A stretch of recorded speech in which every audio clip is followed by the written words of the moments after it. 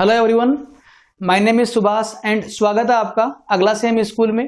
देखो आज अपन बात कर रहे हैं chapter motion from class 9th। ये आपके साइंस का 8th चैप्टर है। ठीक है, देखो यहाँ अपन बात करेंगे कि मोशन क्या होता है। ठीक है ना, तो पहला पॉइंट अपने दिमाग में यही आ रहा है इस टाइम पर कि मोशन का मीनिंग क्या है। ठीक है, ऑलराइट, देखो पहले बात करते हैं इसके बारे में।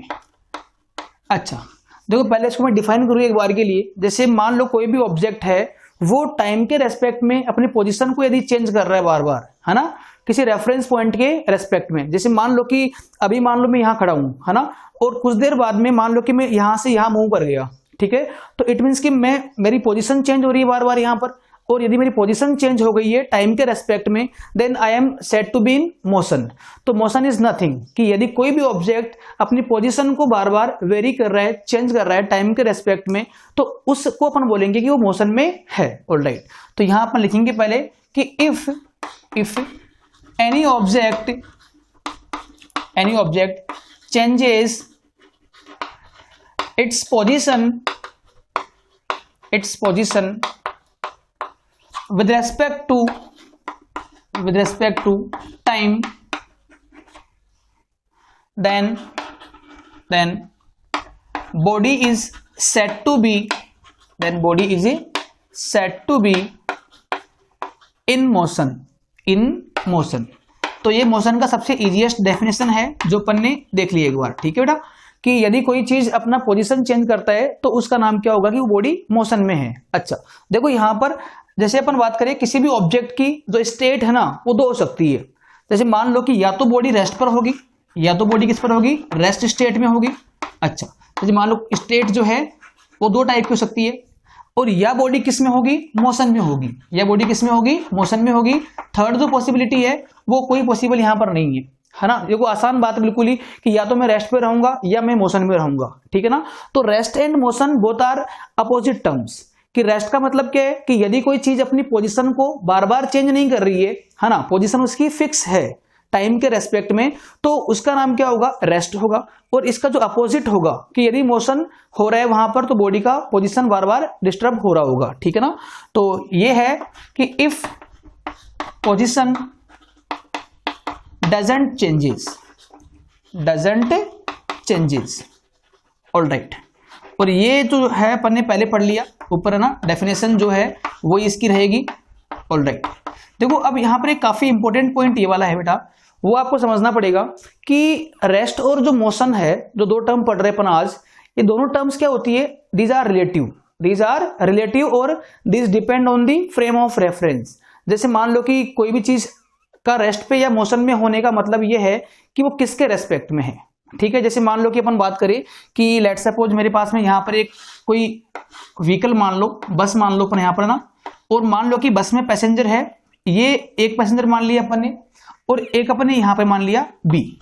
इसको मैं ए बोल दूं पैसेंजर को, इसको मैं बी बोल दूं। ठीक है, और एक और पर्सन है जो ग्राउंड के ऊपर है, कहाँ मान लिया अपन ने, ग्राउंड के ऊपर, उसको अज्यूम कर लिया। अब यदि अपन एक काम करें कि ये बस मान लो मोशन में है, मान लो बस मूव कर रही है ना, रनिंग है, तो उस टाइम पर अपन देखें तो जो ये ए पर्सन है, जो ए पैसेंजर है, वो सी के रेस्पेक्ट में या सी के अकॉर्डिंग क्या है, मोशन में है। क्योंकि यदि आप ग्राउंड फ्रेम में आके, ग्राउंड पे खड़े होकर यदि आप उस चीज को ऑब्जर्व करोगे पर्सन ए को, तो इसके हिसाब से ये पर्सन ए जो है मोशन कर रहा है, मूव कर रहा है। बट वही पर्सन ए जो है ना, वो बी के हिसाब से या बी के अकॉर्डिंग क्या है, रेस्ट के ऊपर है। क्योंकि देखो आप चेक करो कि बी के रेस्पेक्ट में ए ने अपनी पोजीशन चेंज नहीं की है, क्योंकि बहुत देर से जो बी और ए पास में खड़े बिल्कुल, है ना, तो इसीलिए मैं बोल पाऊंगा कि ए जो है वो मोशन में भी है और वो रेस्ट पर भी है। देखो ए जो है वो सी के रेस्पेक्ट में या according to C that is in motion, but जो बी के अकॉर्डिंग वो ए किस पर है, रेस्ट के ऊपर है। तो यहां अपन ने एक और बात सीखी बेटा आज यहां पर कि रेस्ट या मोशन जो होता है ना, these are relative terms, depends on the frame of reference कि कौन उनको ऑब्जर्व कर रहा है। ठीक है ना, तो ये बात आप नोट करें और फिर बाद में आपको मैं लिखवा दूंगा ये बात। ठीक है ना, ऑलराइट, नोट कर लिया आपने। ठीक है, एक सेकेंड, तो आप नोट डालें और नोट में लिखिए आप, this is very important point that motion depends on frame of reference अच्छा, ये टर्म से आप, है ना, डरना नहीं है आपको इस चीज से। इसका देखो मतलब क्या होता है, ऑब्जर्वर, है ना, ऑब्जर्वर। क्योंकि देखो दो चीजें होती है मोशन में, एक तो ऑब्जेक्ट होगा, एक कौन होगा, ऑब्जर्वर होगा। जो चीज मोशन कर रही है उसका नाम क्या होगा, आपका ऑब्जेक्ट होगा, और जो उसको ऑब्जर्व कर रहा है उसका नाम क्या होगा, ऑब्जर्वर होगा। ठीक है बेटा, तो ये ध्यान रखिए आप। और यही मैंने आपको यहां पे लिखवाया है कि motion depends on the frame of reference या ऑब्जर्वर। ऑलराइट, अब देखो आगे अपन इस चैप्टर में बात करने वाले हैं कि मोशन के टाइप क्या हो सकते हैं, मोशन कितने टाइप के पॉसिबल हो सकते हैं। वैसे तो मोशन बहुत टाइप के हो सकते हैं, बट जो आपके सिलेबस में है अपन उनकी बात करेंगे। ठीक है, तो देखो इस चैप्टर में आपको मेनली पढ़ना है straight line motion. Straight line motion देखो नाम से फील आ रहा है। ठीक है, देखो इस चैप्टर में आपको दो मोशन पढ़ने हैं। एक होगा आपका straight line motion, straight line motion. एक आपको यहां पढ़ना पड़ेगा लास्ट में at the end, circular motion, circular motion. Alright, और दोनों मोशन का जो डेफिनेशन है, जो कॉन्सेप्ट है, वो उनके नाम में छुपा हुआ है। देखो आप, मालूम पड़ रहा है कि यदि कोई ऑब्जेक्ट ऐसे मूव करे कि उसका पाथ एक स्ट्रेट लाइन हो, उसका पाथ, जैसे मान लो कि मैं अभी यहां पर हूं और बिल्कुल मैं स्ट्रेटली मूव करूं, यहां से मान लो मैं यहां आ गया, ठीक है, बिल्कुल स्ट्रेट लाइन के ऊपर, तो जो मेरा मोशन यहां पे हो रहा होगा ना, उसका नाम क्या होगा, आपका स्ट्रेट लाइन मोशन होगा। और यदि कोई ऑब्जेक्ट सर्कल में रिवॉल्व कर रहा है बार बार, ठीक है, जैसे मान लो कि अपन एक काम करें कि यहां पर मान लो एक स्ट्रिंग मान ली अपन ने, थ्रेड मान लिया अपन ने, और यहां पर एक मास अपन ने हैंग कर रखा है। अब यदि मैं इस स्ट्रिंग की हेल्प से इस मास को रिवॉल्व करूं, रोटेट कराऊंगा, तो ये मास ऐसे मूव करेगा, यहां से यहां आएगा, फिर यहां से यहां आएगा। तो अब देखो आप कि इस ऑब्जेक्ट का या इस बॉब का जो मोशन हो रहा है ना, वो एक सर्कल पे हो रहा है, and that is known as circular motion. Even कि आपके सिलेबस में जो सर्कुलर मोशन है इतना डिटेल में नहीं है, बट जो ये स्ट्रेट लाइन मोशन है वो काफी डेप्थ में है। ठीक है ना, तो पहले अपन इसके बारे में बात करेंगे, स्ट्रेट लाइन मोशन के बारे में। ठीक है, ऑलराइट, तो ये नोट करिए आप लोग और आप आगे मूव करते हैं इसमें।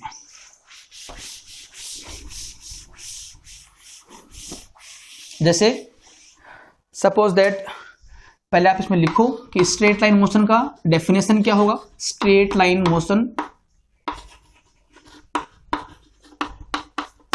ठीक है, इसमें लिखो आप, if path of object is a straight line,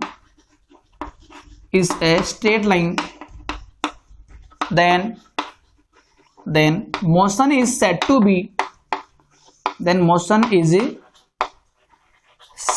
be straight line motion, a straight line motion, SLM short में ना, स्ट्रेट लाइन मोशन।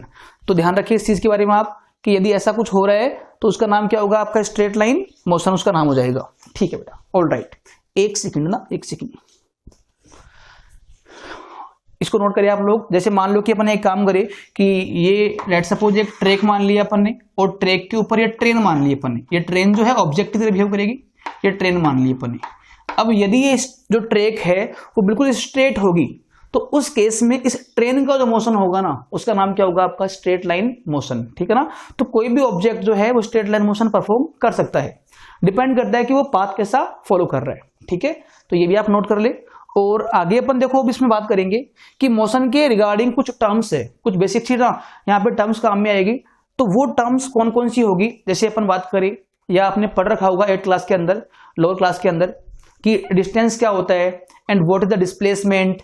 इसके अलावा स्पीड क्या होती है, वेलोसिटी क्या होती है, व्हाट विल बी एक्सेलरेशन। तो these are some basic terminology और टर्म्स रिगार्डिंग टू मोशन जो अपन स्टडी करेंगे 1 by 1। ठीक है बेटा, तो इसको आप नोट करिए एक बार के लिए।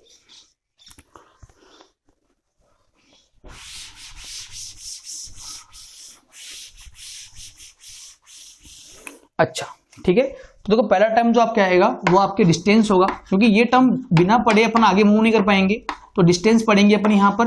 फिर अपन बात करेंगे डिस्प्लेसमेंट के बारे में कि डिस्प्लेसमेंट क्या होता है। ठीक है, और उसके बाद में अपन बात करेंगे वेलोसिटी, स्पीड और एक्सेलरेशन, है ना। ये सारे पॉइंट अपन यहाँ पे डिस्कस करेंगे, और कौन से टर्म का सिग्निफिकेंस क्या होता है, सारी बातें अपन यहाँ पे कवर करने वाले हैं। ऑलराइट, देखो डिस्टेंस क्या होता है, ये काफी एक नॉर्मल सी टर्म है, और आई थिंक कि आप इससे ना फेमिलियर भी होंगे, पहले से आप इसको जानते होंगे कि कोई भी ऑब्जेक्ट जो है वो जिस पाथ पे चल रहा है, उस पाथ का जो लेंथ होगा ना, उसका नाम क्या होगा आपका, उसका नाम होगा डिस्टेंस, है ना। जैसे मान लो कि मैं एक काम करूं कि ये मान लो पोजीशन ए मान ली अपन ने, या ना कोई प्लेस मान लो आप, और ये अपन ने बी मान लिया अपन ने, और यदि कोई ऑब्जेक्ट मान लो ए से बी मूव कर गया, यहां से मान लो यहां पर आ गया, ए से बी मूव कर गया, तो अब आपको ये निकालना पड़ेगा कि इस जर्नी के लिए उसका डिस्टेंस क्या होगा। तो आप ओनली एक काम करिए यहां पर कि आप एक स्केल लेना और ए और बी पे उसको आप रखना यहां पर, और इसकी आप लेंथ निकाल लो आप कि उसने जो पाथ ट्रेवल किया है, ट्रेस किया है, उस पाथ का जो लेंथ होगा ना, उसका नाम क्या होगा, आपका डिस्टेंस होगा। ठीक है, जैसे मान लो अपने एक काम करें, एक और केस माने कि ये मान लो पॉइंट ए है और ये मान लो पॉइंट बी है बेटा, ठीक है, और मान लो कि कोई ऑब्जेक्ट ऐसे मूव करके मान लो यहां आ गया, ये उसका पाथ है कि वो ऐसे स्ट्रेट मूव नहीं कर रहा, फॉर एग्जाम्पल वो मान लो ऐसे मूव कर रहा है, और आपसे पूछे इसमें कि डिस्टेंस क्या होगा, तो अब की बार क्या मतलब होगा कि इसका जो लेंथ आएगा, इसका जो लेंथ होगा उसी का नाम क्या होगा, आपका डिस्टेंस होगा, है ना। तो डिस्टेंस जो है ना, वो किसी भी पाथ की एक्चुअल लेंथ होती है, जिस पाथ को ऑब्जेक्ट ने फॉलो किया है उसी पाथ का जो लेंथ होगा ना, उसका नाम क्या होगा, आपका डिस्टेंस होगा।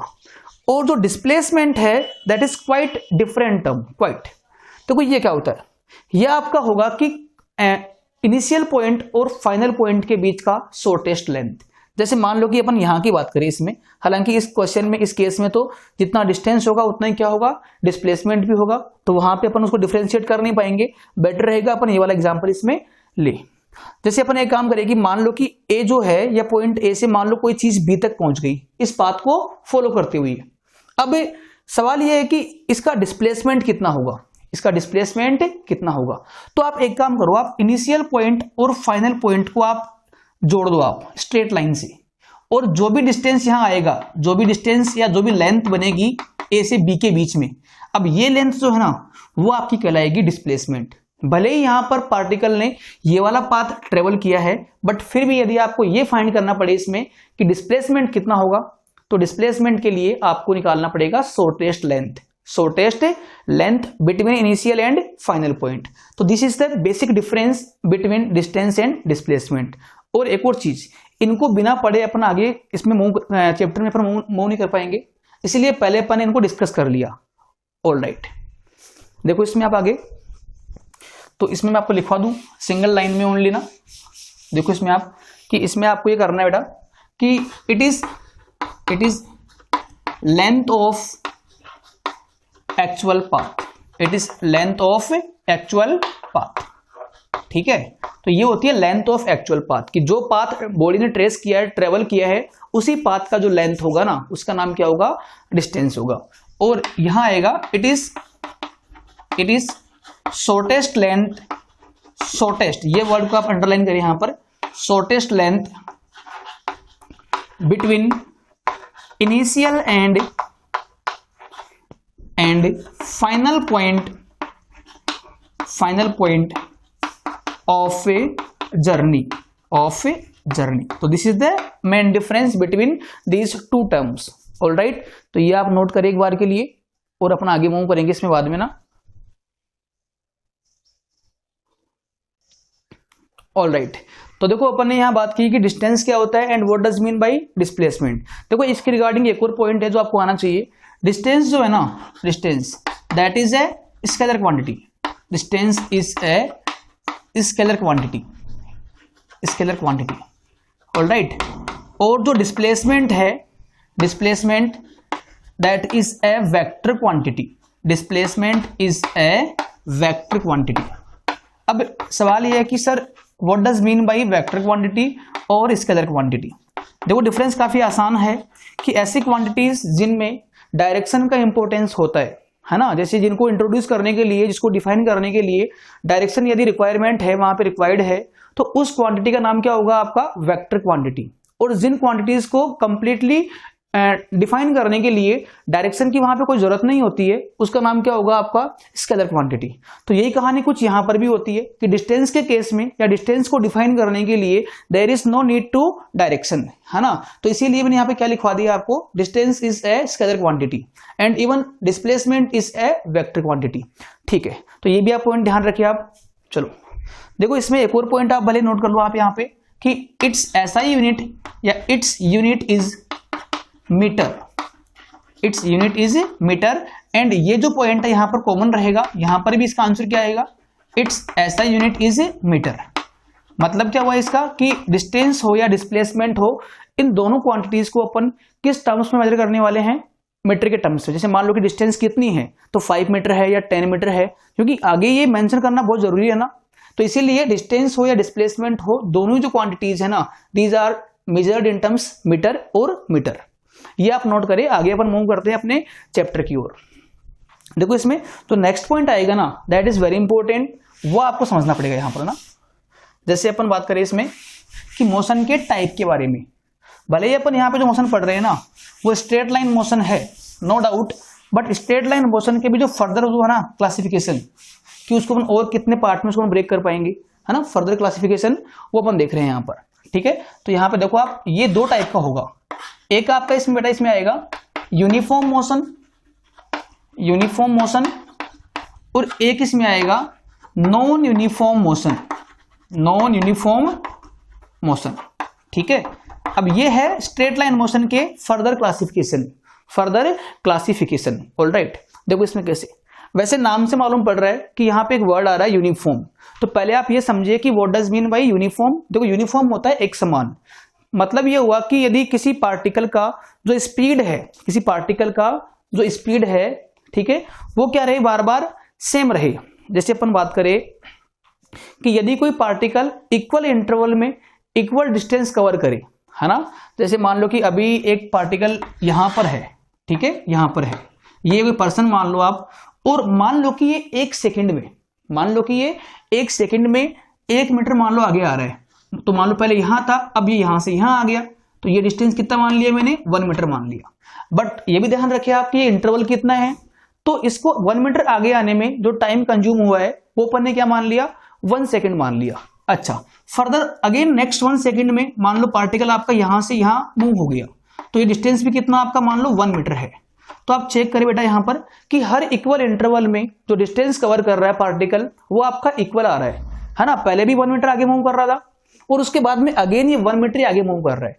और यदि ऐसा लगातार होए, यदि ऐसा लगातार पूरी जर्नी के अंदर हो, तो उस मोशन का नाम क्या होगा आपका, यूनिफॉर्म मोशन। उसका नाम क्या होगा आपका, यूनिफॉर्म मोशन। मतलब कि मुझे समझ में यहां से ये आ रहा है कि यदि कोई पार्टिकल इक्वल इंटरवल में इक्वल डिस्टेंस ऑक्यूपाई करता है, गेन करता है, तो उस मोशन का नाम क्या होगा आपका, यूनिफॉर्म मोशन। और यदि आपको ये समझ में आ गया एक बार कि यूनिफॉर्म मोशन ये होता है, तो उसका जस्ट रिवर्स होगा ना, अपोजिट, उसका नाम क्या होगा आपका, नॉन यूनिफॉर्म मोशन। जैसे इसका उल्टा क्या हो सकता है कि यदि पार्टिकल का डिस्टेंस बार बार क्या हो, चेंज हो। मान लो कि पहले 1 सेकंड में मान लो 1 मीटर मूव कर रहा है, फिर मान लो 2 मीटर मूव कर रहा है, फिर मान लो 4 मीटर मूव कर रहा है, तो यदि उसका डिस्टेंस जो है वो इक्वल इंटरवल में यदि कांस्टेंट ना रह पाए, सेम ना रह पाए, तो उस केस में उस मोशन का नाम क्या होगा आपका, नॉन यूनिफॉर्म मोशन। तो it is I think very easy और क्लियर टू यू कि क्या इसका मतलब होता है। ठीक है, तो ये आप लिखिए, इसमें नोट करिए एक बार के लिए आप। ठीक है, तो पहले अपन बात करते हैं यूनिफॉर्म मोशन के बारे में। ठीक है, तो if body cover equal distance in equal interval of time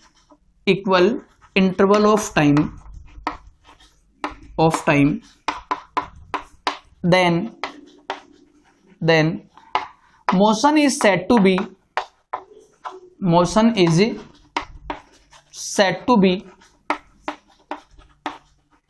uniform motion. ठीक है बेटा, यूनिफॉर्म मोशन कि यदि पार्टिकल का डिस्टेंस जो है वो हर इंटरवल में वो सेम कवर करे। देखो यहां पर एक और बात मुझे मालूम पड़ रही है कि पार्टिकल का जो मूवमेंट करने का जो एबिलिटी है ना, वो हर बार कांस्टेंट रह रहा है, जितना पहले मूव कर रहा है उतने बाद में मूव कर रहा है ना। और देखो यहां पर क्या आएगा, यहां पर जस्ट इसका उल्टा आ जाएगा, रिवर्स। यहां पर क्या आने वाला है बेटा कि if body cover different distances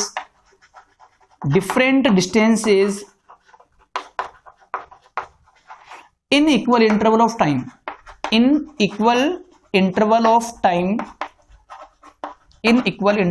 time then motion is said to be non uniform motion. ठीक है, तो देखो पहले अपन इसमें आगे बढ़ने वाले हैं इसको लेके कि पहले अपन ये पढ़ेंगे पूरा यूनिफॉर्म मोशन, और उसके बाद में अपन ये भी पढ़ेंगे थोड़ा बहुत तो नॉन यूनिफॉर्म मोशन। ठीक है, तो इनका जो बेसिक डिफरेंस था वो अपन ने समझ लिया एक बार ना। आगे देखो इसमें आप देखो आगे अपन फिर से पढ़ते हैं इसमें आगे। ऑल राइट,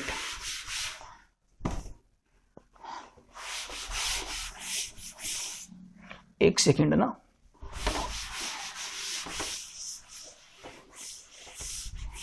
देखो इसमें दो टर्म यहां पे ना बेटा और आएगी, दो टर्म यहां पे ना और आएगी, एक मिनट। ऑल राइट, देखो आगे पर इसमें बात करने वाले हैं मेजरिंग द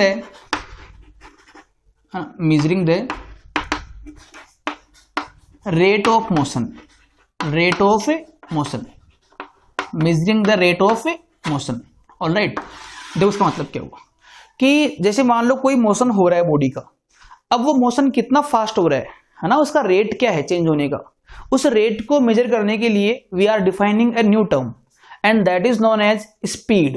देखो आप ध्यान रखो आप स्पीड, और आई होप कि आप इस वर्ड से आप बहुत सही से आप पहले से फेमिलियर होंगे आप, है ना, क्योंकि अपने व्हीकल में या बाइक में आपने देखा होगा कि एक है ना एक मीटर होता है, उसके ऊपर एक स्केलिंग होती है ना, और मीटर जो है ना वो किसको बताएगा, अपने को स्पीड को बताएगा, और स्पीड को देख के अपने को आइडिया हो जाता है कि ये बाइक कितना तेज चल रही है, कितना फास्टली मोशन कर रही है। तो ये पॉइंट यहां पर यही आ रहा है कि अपन मोशन की रेट को किससे अपन मेजर करने वाले हैं, तो इसका आंसर क्या रहेगा, उसकी स्पीड देख के, कि यदि उसकी स्पीड बहुत ज्यादा है ना तो इट मीन्स कि वो बहुत फास्टली मूव कर रहा है, और यदि उसकी स्पीड बहुत कम है तो धीरे धीरे मूव कर रहा होगा। तो यही तो यहाँ अपन पढ़ने वाले हैं। तो नेक्स्ट टर्म अपना आएगा इसमें, है ना, तो आप इसमें लिखो, इसका आंसर रहेगा स्पीड। अब बात करते हैं कि स्पीड के बारे में, स्पीड क्या होती है, स्पीड क्या होती है। अच्छा बेटा देखो एक और अपन यहाँ पे समझ रहे हैं कि अभी जो अपन स्पीड पढ़ रहे हैं ना, वो स्पीड देखो क्या हुई इसमें कि it is define as distance covered in 1 second, in 1 second. देखो काफी आसान डेफिनेशन है कि कोई भी जो ऑब्जेक्ट है वो 1 सेकेंड में कितना डिस्टेंस कवर कर रहा है, उसी डिस्टेंस का नाम क्या होगा, स्पीड होगा। जैसे मान लो कि मैं अभी मान लो यहां पर हूं, मैं इस जगह पर हूं, एंड आफ्टर 1 सेकेंड मान लो मैं 5 मीटर आगे आ गया, तो 1 सेकेंड में कितना मूव करा मैं, 5 से। तो ये 5 क्या है, मेरी 5 मेरी स्पीड है। तो मैंने आपको यही लिखवाया है कि कोई भी ऑब्जेक्ट जो है वो 1 सेकेंड के इंटरवल में कितना डिस्टेंस कवर कर रहा है, उस डिस्टेंस को अपन न्यूमेरिकली क्या बोलेंगे, स्पीड के इक्वल बोलेंगे। ठीक है ना बेटा। अच्छा अब देखो स्पीड का फॉर्मूला क्या होगा वो भी आपको लर्न करना पड़ेगा। देखो इसका कोई अल्टरनेटिव नहीं है, जो बेसिक कॉन्सेप्ट है जो वो तो आपको समझना पड़ेगा, बाकी क्वेश्चंस करने के लिए अपन उसको आगे यूज करेंगे। तो जो स्पीड का जो बेसिक फॉर्मूला होता है ना स्पीड का, वो होता है बेटा डिस्टेंस कवर्ड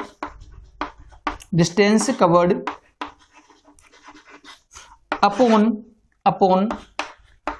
टाइम टेकन, कि कितना टाइम उसने कवर लिया और किसी इंटरवल में, किसी टाइम इंटरवल में कितना डिस्टेंस कवर किया, तो डिस्टेंस तो ऊपर आएगा, और जो टाइम उसको लग गया उस चीज को कवर करने में, वो टाइम यहाँ पे अपॉन में आएगा। तो इनका जो रेशियो आएगा ना, ये रेशियो जो आएगा, इस रेशियो का नाम अलग से क्या होगा, स्पीड होगा। ठीक है बेटा, तो ये आप नोट कर ले यहां तक। तो आगे अपन मूव करेंगे और कुछ बातें यहां पर और भी अभी रह गई है स्पीड के रिगार्डिंग, वो अपन देखने वाले। देखो तो ये आप नोट करें। अच्छा मैं यहां लिखवा दूं आपको। अब सवाल मेरे सामने ये है कि स्पीड एक कैसी क्वांटिटी है। देखो हमेशा अपन पूरे फिजिक्स में या पूरे साइंस में अपन ये ट्राई करते हैं कि जो भी अपन टर्म पढ़ रहे हैं पहली बार, वो टर्म किस टाइप की है, उसका नेचर क्या है, ये आपको आना बहुत जरूरी है कि वो वेक्टर क्वांटिटी है या वो स्केलर क्वांटिटी है। अब देखो वही बात यहां फिर से अपन कर रहे हैं कि स्पीड जो अपन पढ़ रहे हैं आज, नई टर्म नई डेफिनेशन, वो अपने आप में कैसी क्वांटिटी है। तो स्पीड जो है ना, देखो आप बेसिकली डिस्टेंस और टाइम का रेशियो है। अब डिस्टेंस कैसा है अपने आप में, स्केलर है, और टाइम भी कैसा है, स्केलर है। तो scalar upon scalar, this again became scalar, hence I can say distance is a scalar quantity, है ना। तो ये आप ध्यान रखें। तो मैं ये पॉइंट यहां लिख दूं यहां पे कि ये जो है अपनी एक स्केलर क्वांटिटी है, मतलब कि इसमें डायरेक्शन नहीं होगी, it has only magnitude, it has only magnitude, ठीक है ना, मतलब कि स्पीड को डिफाइन करने के लिए there is no requirement to define direction. Alright, next point इसी के रिगार्डिंग ये भी आएगा, देखो आप इसमें नेक्स्ट पॉइंट कि स्पीड का जो मेजरमेंट है वो किस टर्म्स में होगा, मतलब कि स्पीड का यूनिट क्या होगा, स्पीड का यूनिट क्या होगा।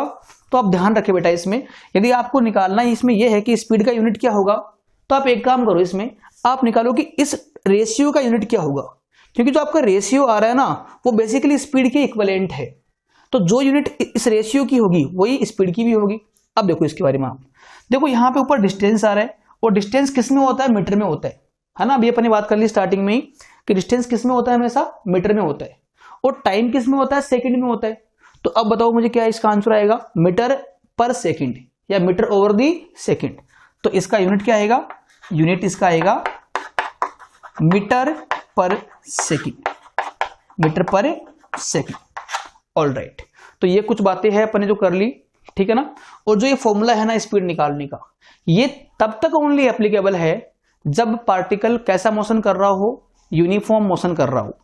मतलब अभी अपन ने बात की कि यूनिफॉर्म मोशन क्या होता है कि यदि पार्टिकल का जो रेट है मोशन का वो क्या है, क्या रहे, एक समान रहे, तो उस केस के लिए या ओनली उस मोशन के लिए ये फॉर्मूला आपका वैलिड रहेगा, ठीक है ना। बाकी नॉन यूनिफॉर्म मोशन में स्पीड क्या होगी उसके लिए अपन और कुछ करने वाले हैं इसके अंदर, है ना।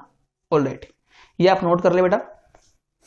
अब देखो इसमें आप, अब आगे में एक और टर्म पढ़ने वाला हूं, इसमें वो टर्म बिल्कुल ऐसी टर्म ही है ना जैसे अपन ने स्पीड पढ़ रखी है। एक और नया टर्म आएगा, वो आपका आएगा average speed, average speed, average speed, ठीक है बेटा। देखो कैसे, तो नेक्स्ट पॉइंट का नाम लिखो आप एवरेज स्पीड, एवरेज स्पीड। देखो इसमें अब यहां पर एक नया वर्ड यहां पे एक्स्ट्रा ऐड हो गया, एवरेज स्पीड। देखो एवरेज मतलब होता है कुछ आइडिया करना, लमसम, है ना, मतलब कि तकरीबन। जैसे अपन बात करें कि मान लो कोई बॉडी ऐसे रैंडम मूव कर रही है कि पहले मान लो धीरे धीरे मूव कर रही है, बाद में मान लो फास्टली मूव कर रही है, फिर तेज हो गई मान लो, फिर धीरे हो गई। तो मुझे यहां पर यह मालूम पड़ रहा है कि यार यदि वो अपनी रेट को बार बार चेंज कर रहा है, इट मीन्स कि उसका स्पीड क्या हो रहा है, बार बार चेंज हो रहा है। कि पहले वो धीरे मूव कर रही है मतलब कि उसकी स्पीड कम है, बाद में फास्ट मूव कर रही है उसकी स्पीड बढ़ गई होगी। तो मान लो कोई पार्टिकल ऐसे मूव करते करते मान लो पॉइंट ए से पॉइंट बी पर आ गया, है ना। तो ये पॉइंट अपन ने ए मान लिया और ये पॉइंट अपन ने बी मान लिया, और ये पार्टिकल मान लो यहां से यहां मूव कर गया, यहां से यहां। बट ये जो मोशन हो रहा है ना वो आपका हो रहा है कैसा, नॉन यूनिफॉर्म मोशन हो रहा है, नॉन यूनिफॉर्म मोशन हो रहा है। और इसका मीनिंग क्या होता है अपन ने पहले ही डिस्कस कर लिया। अब एक बात तो अपन श्योर है पहले से ही कि नॉन यूनिफॉर्म मोशन में पार्टिकल की स्पीड तो एक नहीं रहेगी, कांस्टेंट तो नहीं रहेगी, वो बार बार अपनी स्पीड को चेंज कर रहा है। तो अब सवाल यहां पर यह है कि उसका स्पीड अपन कौन सा माने, क्योंकि वहां पे स्पीड एक तो है नहीं, बहुत सारी है उसके पास। तो इस जगह पे अपन निकालेंगे एवरेज स्पीड।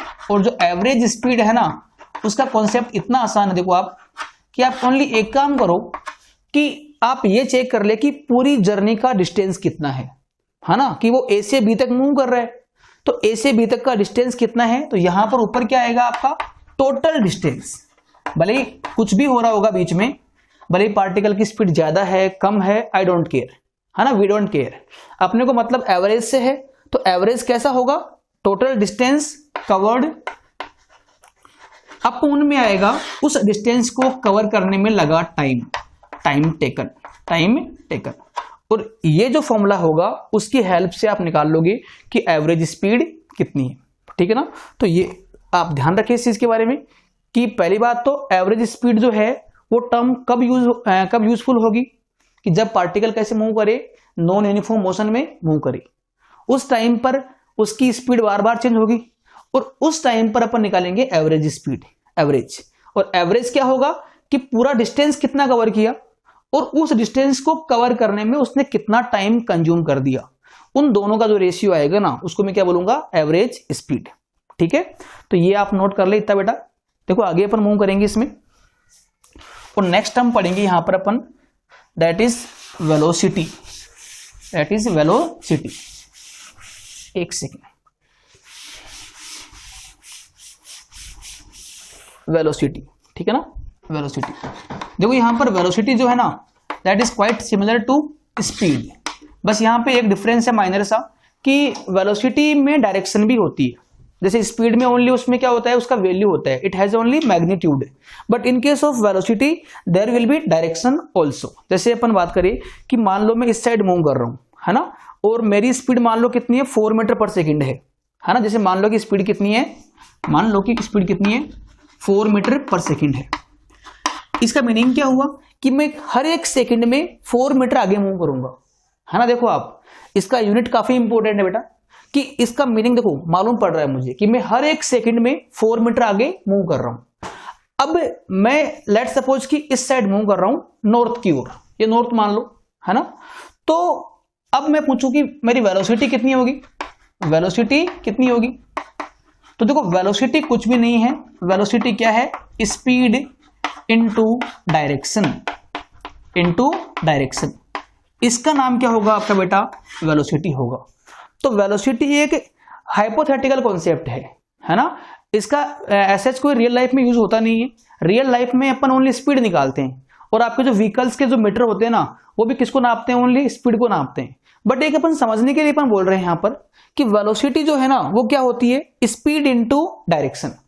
जैसे मैं नॉर्थ की ओर मूव कर रहा हूं इतनी स्पीड से, तो मेरी वेलोसिटी कितनी होगी, तो मेरी वेलोसिटी होगी 4 metre per second towards north, है ना। मैंने यहां पे डायरेक्शन मेंशन कर दी, मैंने यहां पे डायरेक्शन मेंशन कर दी, इट मींस कि ये वेलोसिटी है। तो यदि कोई क्वेश्चन में आपसे वेलोसिटी पूछे तो आपको एक और काम वहां पे एक्स्ट्रा करना पड़ेगा कि वहां पे आपको अपने आंसर में डायरेक्शन भी मेंशन करनी पड़ेगी, है ना। तो वही आसान चीज बिल्कुल ये कि ये टाइप ऑफ स्पीड ही है but with velocity, with velocity. All right, तो ये भी आप नोट करें बेटा। और आगे अपन देखो इसमें मूव कर रहे हैं, तो मैं आपको इसमें लिखूंगा डेफिनेशन इसका, है ना। जो इसका कॉन्सेप्ट है वो इतना ही होता है कि it is speed with direction, with direction. ये इसका काफी इंपॉर्टेंट पॉइंट है कि यदि आप स्पीड के कॉन्सेप्ट में डायरेक्शन को इन्वॉल्व कर दोगे तो अब जो चीज बन गई ना उसका नाम क्या होगा, आपका वेलोसिटी होगा। ऑल राइट, अच्छा इसका देखो एक और फॉर्मूला होता है वेलोसिटी का।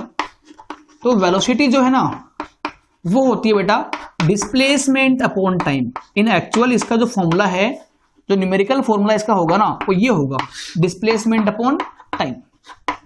देखो कि डिस्प्लेसमेंट कितना कवर कर रहा है, पार्टिकल अपॉन टाइम इंटरवल।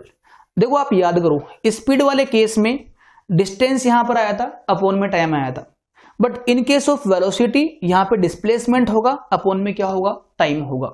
और अब मैं पूछूं आपसे कि वेलोसिटी की यूनिट क्या होगी। देखो किसी भी क्वांटिटी का यदि आपको यूनिट चेक करना हो, किसी भी क्वांटिटी का आपको यूनिट चेक करना हो तो आप देखा करो कि उसका फॉर्मूला क्या है, उसका फॉर्मूला क्या है।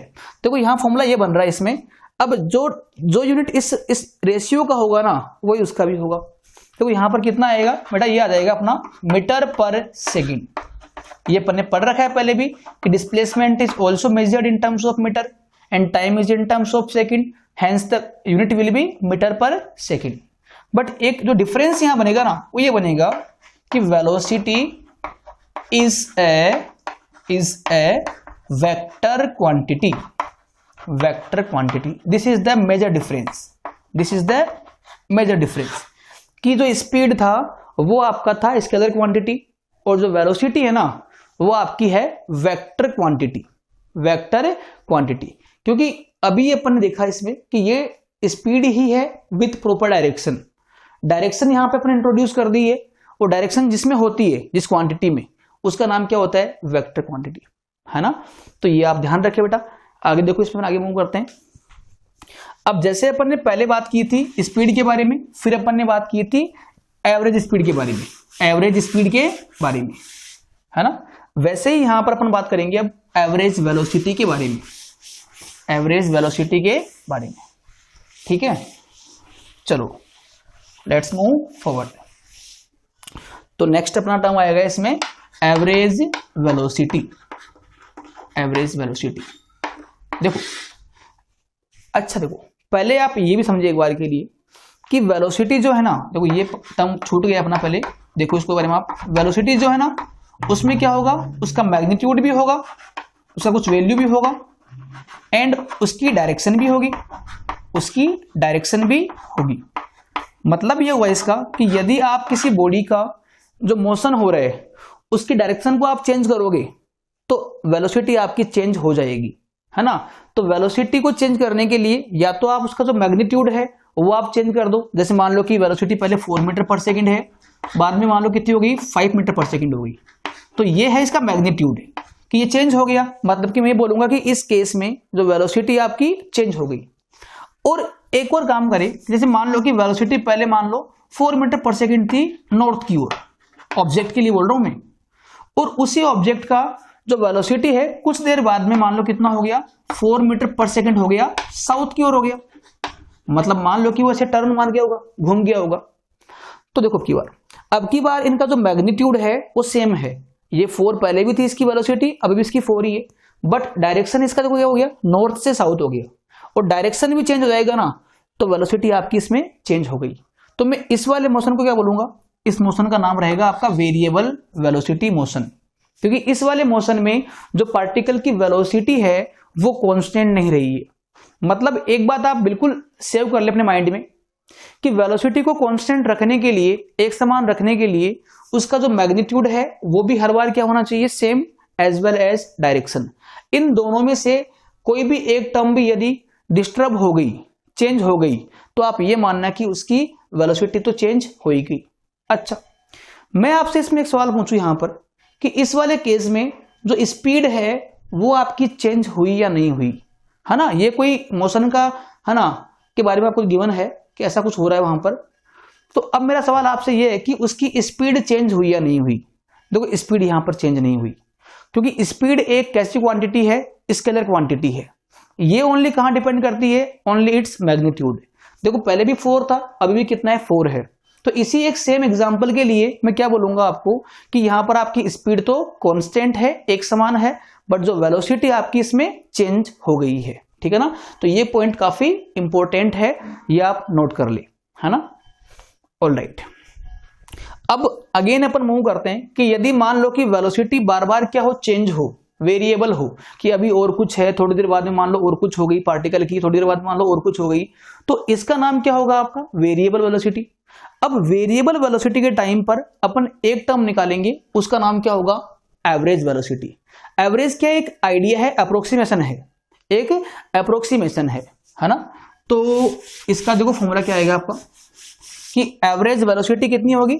तो आप एक काम करिए बेटा, यहां पर ये होगी आपकी टोटल डिस्प्लेसमेंट, टोटल, हालांकि इसके 2 फॉर्मूले होते हैं, total displacement upon total time.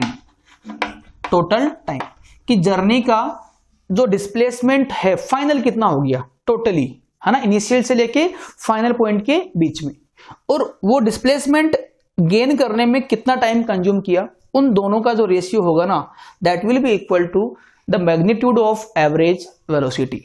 Alright, इसका देखो हालांकि इसका सिंबल होता है V average, velocity average, V average.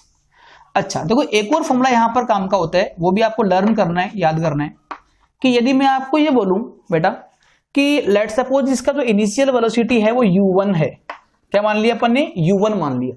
u1 कोई भी एक अमाउंट हो सकता है ना, और एट द एंड लास्ट में आते आते मान लो उसकी वेलोसिटी कितनी हो गई, u2 हो गई। पहले u1 थी और बाद में कितनी हो गई आपकी, u2 हो गई, 2 है फाइनल वेलोसिटी। तो अब इन दोनों का एवरेज कितना होगा, तो आप ध्यान रखें कि एवरेज क्या होता है बेटा, इनिशियल वेलोसिटी जो भी थी। अच्छा तो ये वर्ड एक बहुत बार काम में आ रहा है, इनिशियल, इसका मतलब है कि जर्नी के स्टार्टिंग में कि कितनी वेलोसिटी से पार्टिकल ने अपनी जर्नी स्टार्ट की थी, उसका नाम क्या होगा आपका, initial velocity, plus final velocity, final velocity upon 2।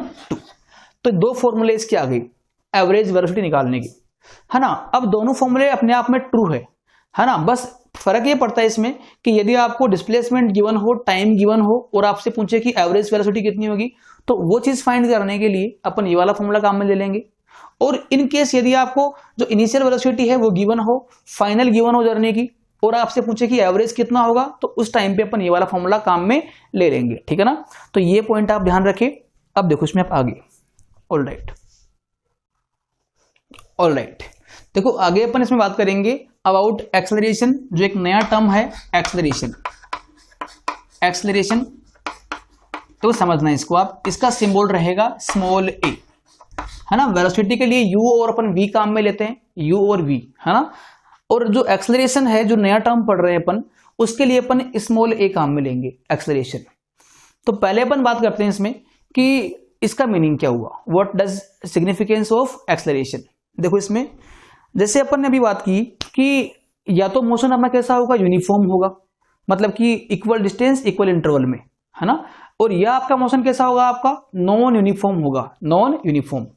अब देखो ये टर्म जो है ना वो कब प्ले में आएगी, ये टर्म प्ले में तब आएगी जब मोशन कैसे हो रहा होगा, आपको नॉन यूनिफॉर्म हो रहा होगा। मतलब कि यदि अपन ये बोले कि जैसे मान लो कि पार्टिकल की जो वेलोसिटी है, वेलोसिटी मान लो अभी 4 मीटर पर सेकेंड है, और कुछ देर बाद में उसने अपने आप को एक्सेलरेट किया मान लो, है ना। अच्छा ये देखो आपने सुना भी होगा कि बाइक में या कार में एक, है ना, एक डिवाइस आती है, उसको अपन बोलते हैं एक्सेलरेटर, है ना, एक्सेलरेटर। उसका कोई काम क्या होता है, उसका काम होता है उसकी स्पीड को एनलार्ज करना, एनहांस करना या इंक्रीज करना। तो देखो कुछ ऐसा यहां पर भी है कि ये बेसिकली है कि किसी भी ऑब्जेक्ट का जो वेलोसिटी है वो कितनी रेट से बढ़ रहा है, change in velocity, change in velocity. जैसे मान लो कि ये अपन ने ऑब्जेक्ट मान लिया और इसकी वेलोसिटी मान लो भी 4 मीटर पर सेकेंड है, बाद में मान लो 5 मीटर पर सेकेंड हो गई वेलोसिटी, और बाद में मान लो कितनी हो गई, 6 मीटर पर सेकेंड हो गई। अब चेक करो बेटा इसमें आप कि इसकी जो वेलोसिटी है वो बार बार क्या हो रही है, इसमें इंक्रीज हो रही है। क्या हो रही है, यहाँ पे इंक्रीज हो रही है कि पहले धीरे मूव कर रहा है, फिर फास्ट मूव करा, फिर और फास्ट मूव कर रहा है। मतलब कि जो मोशन हो रहा है ना वो कैसा आपका, that is type of non uniform motion, non uniform motion. अब इस मोशन में आपको ये निकालने के लिए बोले कि यार इसकी वेलोसिटी बढ़ तो रही है, बट वो किस रेट से बढ़ रही है, कितना फास्ट बढ़ रही है, उस चीज को समझने के लिए we are introducing a new term, a new definition, that is acceleration, that is acceleration. ठीक है, तो देखो इसको अपन डिफाइन करते हैं पहले ना, फिर वापस से अपन समझेंगे इसको थ्रू एग्जांपल। ऑल राइट, देखो इसमें लिखो आप, it is defined as change in velocity, change in velocity. अच्छा इसको भी आप अंडरलाइन करिए यहां पर कि यहां पे वेलोसिटी वर्ड आएगा, यहां पे स्पीड नहीं आएगा, है ना। तो it is defined as change in velocity in unit time, unit मतलब कि 1 सेकेंड, ध्यान रखिए ये टर्मिनोलॉजी आप, यूनिट टाइम, ये इसका होगा डेफिनेशन कि कोई पार्टिकल की वेलोसिटी यदि इंक्रीज हो रही है तो वो 1 सेकेंड में कितनी इंक्रीज हो रही है, तो वो 1 सेकेंड में कितनी इंक्रीज हो गई, उस नंबर को अपन क्या बोलेंगे, एक्सेलरेशन। उसका नाम क्या होगा, एक्सेलरेशन। जैसे लेट सपोज समझते हैं अपन एग्जांपल की हेल्प से। अच्छा एक और काम करिए आप, जो एक्सेलरेशन है उसका सिंबल ए होगा और यह आपका आएगा चेंज इन वेलोसिटी। ठीक है, जैसे फॉर एग्जांपल अपन यहां मान ले कि ये मान लो एक पार्टिकल है, ऑब्जेक्ट मान लो, पर्सन मान लो आप, और इसकी वेलोसिटी मान लो अभी u है, u इसकी इनिशियल वेलोसिटी है। बेटा क्या है, इसकी इनिशियल वेलोसिटी है, और अपन ये मान के चल रहे हैं कि इसकी वेलोसिटी मान लो बढ़ रही है, लगातार इंक्रीज हो रही है, और कुछ देर बाद में मान लो इसकी वेलोसिटी कितनी हो गई, v हो गई। u इसकी इनिशियल वेलोसिटी थी, और कुछ देर बाद में टाइम अपन ने t मान लिया, ये t है जो टाइम का फैक्टर है ना। तो पहले इसकी वेलोसिटी u है, और कुछ देर बाद में मतलब कि टाइम t बाद में इसकी वेलोसिटी मान लो कितनी हो गई, इंक्रीज होके v हो गई। तो अब आपको इसमें यह निकालना पड़े कि इसका जो एक्सेलरेशन कितना होगा। तो देखो आप, मैंने आपको लिखवाया यहाँ पर डेफिनेशन में कि जो a है ना एक्सेलरेशन, वो क्या होता है बेटा, वो आपका होता है change in velocity, change in velocity upon time taken, upon time taken. कि वेलोसिटी में चेंज कितना आया और उस चेंज को आने में टाइम कितना लग गया, उन दोनों चीजों का रेशियो जो होगा ना वो होगा आपका एक्सेलरेशन। अब देख लो आप, पहले u है बाद में v हो गई, चेंज कितना आया होगा v माइनस यू का। अच्छा आपको ऐसे नहीं आ रहा, देखो उसको आप जैसे मान लो कि पहले 10 मीटर पर सेकंड थी वेलोसिटी और बाद में मान लो 20 मीटर पर सेकंड हो गई, 20 मीटर पर सेकंड हो गई वेलोसिटी। तो देखो आप इसमें 10 पहले थी बाद में 20 हो गई, तो डिफरेंस कितने का आ गया 20 माइनस 10 का। तो वही काम मैं यहां पर भी कर रहा हूं कि पहले u थी बाद में v वेलोसिटी है, तो चेंज कितने का आएगा यहां पर v माइनस यू का, अपॉन में क्या आएगा टाइम t। इस चेंज को आने में टाइम लग गया कितना t। तो ये आपका फॉर्मूला आ गया एक्सेलरेशन का, और ये आपको याद भी करना है, this is very very important for you. v minus U upon T, कि कितना चेंज आया upon time, that thing is known as acceleration. अच्छा बेटा, यदि मैं आपसे एक सवाल पूछूं इसमें कि मान लो मैं आपको ये बोलूं कि वेलोसिटी मान लो चेंज हो ही नहीं रही है, उसकी वेलोसिटी मान लो कांस्टेंट ही है, जैसे मान लो कि हर टाइम कितनी है 4 मीटर पर सेकंड ही है, तो उस टाइम पर जो होगा एक्सेलरेशन वो आपका जीरो आएगा, क्योंकि यदि चेंज नहीं हो रहा तो चेंज को अपन क्या मान लेंगे जीरो मान लेंगे। तो यहां पर जीरो आएगा अपॉन टाइम, भले कुछ भी हो, जीरो अपॉन टाइम के बनेगा आपका जीरो बन जाएगा। मतलब कि यदि पार्टिकल का जो मोशन है वो यूनिफॉर्म मोशन हो तो उस केस में जो एक्सेलरेशन है वो आपका जीरो होगा, लेकिन यदि आपका जो पार्टिकल है वो वेरिएबल वेलोसिटी से मूव कर रहा है, बार बार उसकी वेलोसिटी मान लो चेंज हो रही है, तो वहां पे आपका जो एक्सेलरेशन है वो नॉन जीरो नंबर होगा, नॉन जीरो। अब वो कितना होगा वो अपन यहां से फाइंड कर लेंगे। अच्छा ये आप याद करें। आगे देखो आप, दो बातें यहां पर अपन और करते हैं। पहला पॉइंट तो ये कि what is the unit of acceleration, क्योंकि देखो आप समझे आप इस चीज को, आप इस पूरे चैप्टर में मैं जब भी आपको चीज पढ़ा रहा हूं ना, कोई क्वांटिटी अपन पढ़ा रहा हूं मैं, तो उस क्वांटिटी की यूनिट क्या है ये मैं हर बार मेंशन करवा रहा हूं आपको। तो अब सवाल आ गया कि जो एक्सेलरेशन पढ़ रहे हैं अपन, उस एक्सेलरेशन को अपन किस टर्म्स में मेजर करने वाले हैं, उसका यूनिट क्या होगा ना। तो आप देखो आप, इसका यूनिट वही होगा जो इस रेशियो का होगा। अब ध्यान दो रेशियो के ऊपर, देखो यहां पर वेलोसिटी आ रही है और अपॉन में टाइम आ रहा है। अब देखो वेलोसिटी किस में होती है, मीटर पर सेकंड में होती है। ये m/s, m सिंबल है मीटर का, s है सेकंड का। तो वेलोसिटी किस में होती है, मीटर पर सेकंड में होती है, और अपॉन में टाइम फिर से आ गया, ये सेकंड में होता है s। तो ये बन जाएगा आपका metre per second square, metre per second square. मतलब कि जो एक्सेलरेशन है this is measured in terms of metre per second square, है ना। यूनिट को आप स्किप ना करें बेटा, यूनिट का इंपॉर्टेंस बहुत ज्यादा है ना। जैसे मान लो कि लिखा हुआ है कितना 2 मीटर, या एक सेकंड, मान लो आपको लिखा हुआ है कि जो एक्सेलरेशन है फॉर एग्जांपल मान लो 5 मीटर पर सेकंड स्क्वायर है, 5 मीटर पर सेकंड स्क्वायर है। इसका मतलब यह हुआ कि उस पार्टिकल की जो वेलोसिटी है वो हर एक सेकंड में कितनी इंक्रीज हो रही है, 5 मीटर पर सेकंड से बढ़ रही है। जैसे मान लो अभी 5 है तो आफ्टर 1 सेकंड वो 10 हो जाएगी, फिर again after 1 second that became 15 and this goes so on. तो ये कहानी होती है। तो यदि आपको यूनिट आती है ना, तो यूनिट से आपको ये मालूम पड़ रहा है कि वहां पे हो क्या रहा है, कि एक सेकंड में पार्टिकल की वेलोसिटी कितनी इंक्रीज हो रही है, 5 से इंक्रीज हो रही है।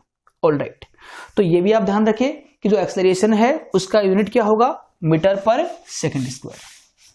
अच्छा बेटा, एक और पॉइंट आप यहाँ पे नोट कर लो कि जो एक्सेलरेशन है ना वो आपकी एक वेक्टर क्वांटिटी है, वेक्टर क्वांटिटी है।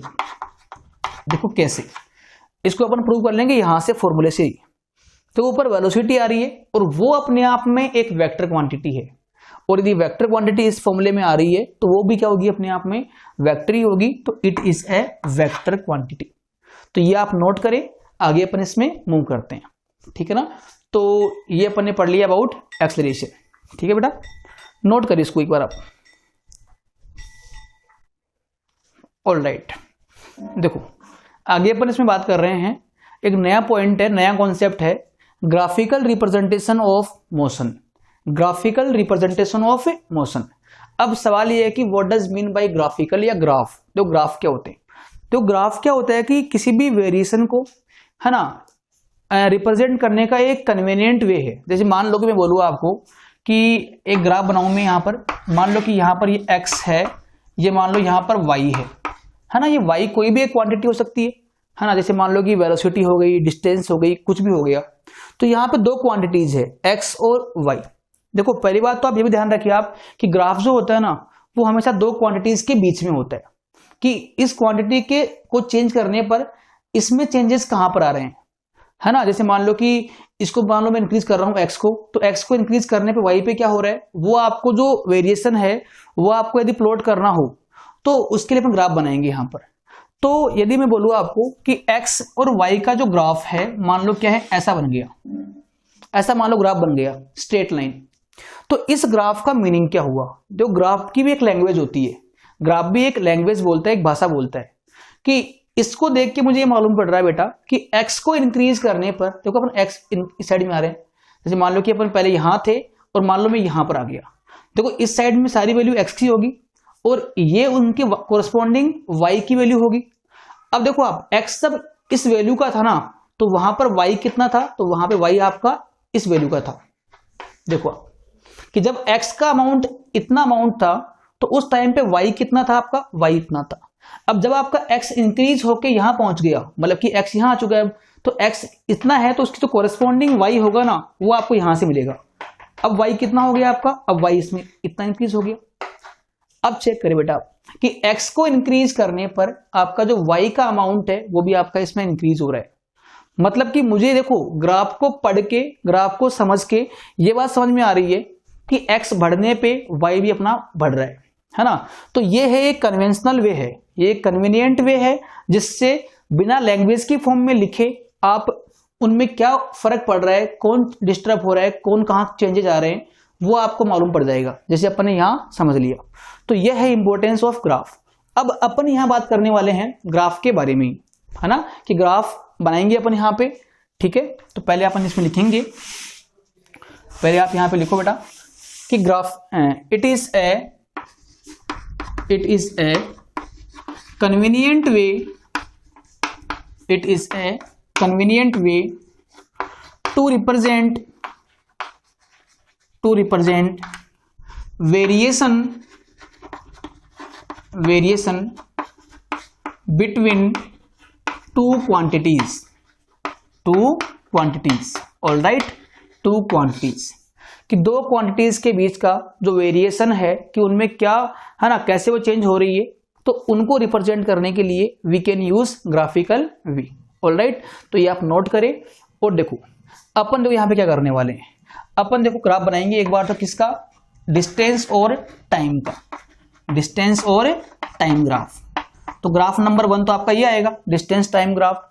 और एक ग्राफ अपने यहाँ बनाएंगे बार बार वेलोसिटी और टाइम का, वेलोसिटी और टाइम का, ध्यान रखें बेटा। लेकिन देखो फर्क क्या है, देखो डिस्टेंस एक क्वांटिटी है, टाइम भी एक क्वांटिटी है, तो डिस्टेंस जो है वो टाइम के अकॉर्डिंग कैसे वेरी करेगी वो अपन प्लॉट करेंगे ग्राफ के ऊपर। और एक बार अपन ये कहानी करेंगे वेलोसिटी और टाइम के लिए। लेकिन यहाँ पे आप ये भी सीखे कि जो ग्राफ बनाऊंगा ना मैं एक बार, तो वो बनाऊंगा मैं किसके लिए, यूनिफॉर्म मोशन के लिए, यूनिफॉर्म मोशन के लिए। कि यूनिफॉर्म मोशन में अब इसका मीनिंग क्या है अपन ने पहले ही पढ़ रखा है। तो यूनिफॉर्म मोशन में डिस्टेंस टाइम ग्राफ कैसा आएगा, है ना, वो स्ट्रेट लाइन आएगा, वो कोई पैराबोला आएगा, सर्कल आएगा, कैसा आएगा अपन देखने वाले हैं। और एक बार यही ग्राफ बनाऊंगा मैं किसके लिए, non uniform circular motion, non uniform motion, ठीक है बेटा, इसके लिए। अब मैं ये ग्राफ 2 बार बनाऊंगा ना, इसी प्रकार से मैं ये ग्राफ 2 बार ये भी बनेगा, एक बार किसके लिए, यूनिफॉर्म मोशन के लिए, यूनिफॉर्म मोशन के लिए, और सेकंड केस में that is for non uniform motion, non uniform motion. ये लो, तो ये अपने ग्राफ अपन ड्रॉ करेंगे। तो यहां पे कुल मिला के आपके सिलेबस में 4 ग्राफ आएंगे। पहला ग्राफ आएगा distance time graph for uniform motion, again फिर कौन सा graph, distance time graph for non uniform motion, और 2 ग्राफ यहां पर। तो 2 + 2 कितने हो गए, 4 ग्राफ हो गए, ठीक है ना। तो पहले अपन बात करते हैं डिस्टेंस टाइम ग्राफ के बारे में। ये आप एक बार नोट कर ले, बेसिक आइडिया अपन ने कर लिया कि अपन इसमें क्या करने वाले हैं आगे, है ना, नेक्स्ट 10 मिनट में। देखो इसमें अब अपना टारगेट है जो पहला वेरिएशन है उसको रिप्रेजेंट करने का ग्राफ के ऊपर, डिस्टेंस टाइम ग्राफ। आप पेशेंस रखें, आई एम डैम श्योर कि आपको समझ में आ जाएगा आराम से, काफी इजी पार्ट है ये, ठीक है। तो चलो शुरू करते हैं ना। पहला ग्राफ है distance time graph, distance time graph. देखो ये बात अपन ने पहले कर ली स्टार्टिंग में कि ग्राफ जब भी बनेगा दो क्वांटिटीज के बीच में बनेगा हमेशा। तो डिस्टेंस एक क्वांटिटी है, टाइम एक क्वांटिटी है, तो डिस्टेंस टाइम ग्राफ, ठीक है ना। ये लो भाई, बट इसका भी जो पहला पार्ट है ना वो किसके लिए है, for uniform motion, for uniform motion, कि यूनिफॉर्म मोशन में ये ग्राफ कैसा बनेगा, ठीक है। तो ग्राफ तो वही है बट ये भी किसके लिए, यूनिफॉर्म मोशन के लिए। अच्छा, अब ये ग्राफ आप तभी बना पाओगे जब आपको ये पहले से आता हो कि यूनिफॉर्म मोशन क्या होता है। अब ये बात अपन ने कर ली ऑलरेडी कि यदि मोशन ऐसे हो कि उसका जो rate of change of motion है या उसका जो स्पीड है वो क्या रहे, आपका हर बार कांस्टेंट रहे, क्या रहे, अपना कांस्टेंट रहे, या आप समझ लो कि इक्वल डिस्टेंस कवर करे इक्वल इंटरवल में, तो उसका नाम क्या होता है, यूनिफॉर्म मोशन। चलो जैसे अपन एक एग्जांपल ले कि जैसे मान लो कि यहां पर टाइम लगाऊं मैं, यहां पर एक कॉलम बनाऊं यहां पे, और ये है डिस्टेंस, ये है डिस्टेंस। तो मैं एक एग्जांपल ले रहा हूं अपने मन से, है ना, इलस्ट्रेशन, ठीक है। यहां पे टाइम है और यहां पे उसके कॉरस्पॉन्डिंग डिस्टेंस है। अच्छा बेटा, मान लो कि टाइम 0 सेकंड पर, मतलब क्या हुआ इसका मतलब ये हुआ कि अभी स्टार्ट ही करे अपन मोशन को ना, तो 0 सेकंड पे मान लो पार्टिकल कुछ भी मूव नहीं करा, 0 के ऊपर रखा हुआ है, 0 मीटर पे रखा हुआ है। अब 1 सेकंड बाद में, आफ्टर 1 सेकंड मान लो इसका डिस्टेंस कितना मान लिया अपन ने, 1 मीटर मान लिया। कितना मान लिया अपन ने, 1 मीटर। तो आप देख पा रहे हो यहां पर कि ये 1 सेकंड के इंटरवल में कितना डिस्टेंस मूव कर रहा है, 1 मीटर से। अच्छा बेटा, अगेन नेक्स्ट 1 सेकंड बाद में, मतलब कि टाइम कितना हो गया, 2 सेकंड हो गया होगा, और डिस्टेंस जो है ना वो कितना मान लिया अपन ने, 2 मीटर मान लिया। कितना मान लिया अपन ने, 2 मीटर मान लिया। मतलब कि पहले टाइम पर तो रेस्ट पे था, 1 सेकंड बाद में 1 मीटर बढ़ा, 2 सेकंड बाद में 2 मीटर बढ़ चुका है, और 3 सेकंड बाद में 3 मीटर बढ़ चुका है। तो अब मुझे यहां से ये मालूम पड़ रहा है, आइडिया हो रहा है। देखो पहली बात तो जो मैंने एग्जाम्पल लिया ना वो कुछ सोच के लिया है कि इसमें जो अपनी कंडीशन है कौन सी, यूनिफॉर्म मोशन की, वो फुलफिल हो रही है। क्योंकि इसमें क्या होता है कि इक्वल डिस्टेंस कवर करेगा इक्वल इंटरवल में। देखो आप यहां 1 मीटर कवर कर रहा है, यहां फिर से 1 मीटर कवर कर रहा है, यहां फिर से 1 मीटर कवर कर रहा है। तो जो अपने एग्जाम्पल लिया है that belong to uniform motion. अब मेरा ये काम है कि इस पूरी इंफॉर्मेशन को आपको प्लॉट करना है ग्राफ के ऊपर, कि जो वहां लिखा हुआ है ना टेबल में, उस टेबल को आपको प्लॉट करना है ग्राफ के फॉर्म में, डिस्टेंस और टाइम को, यहां पर टाइम।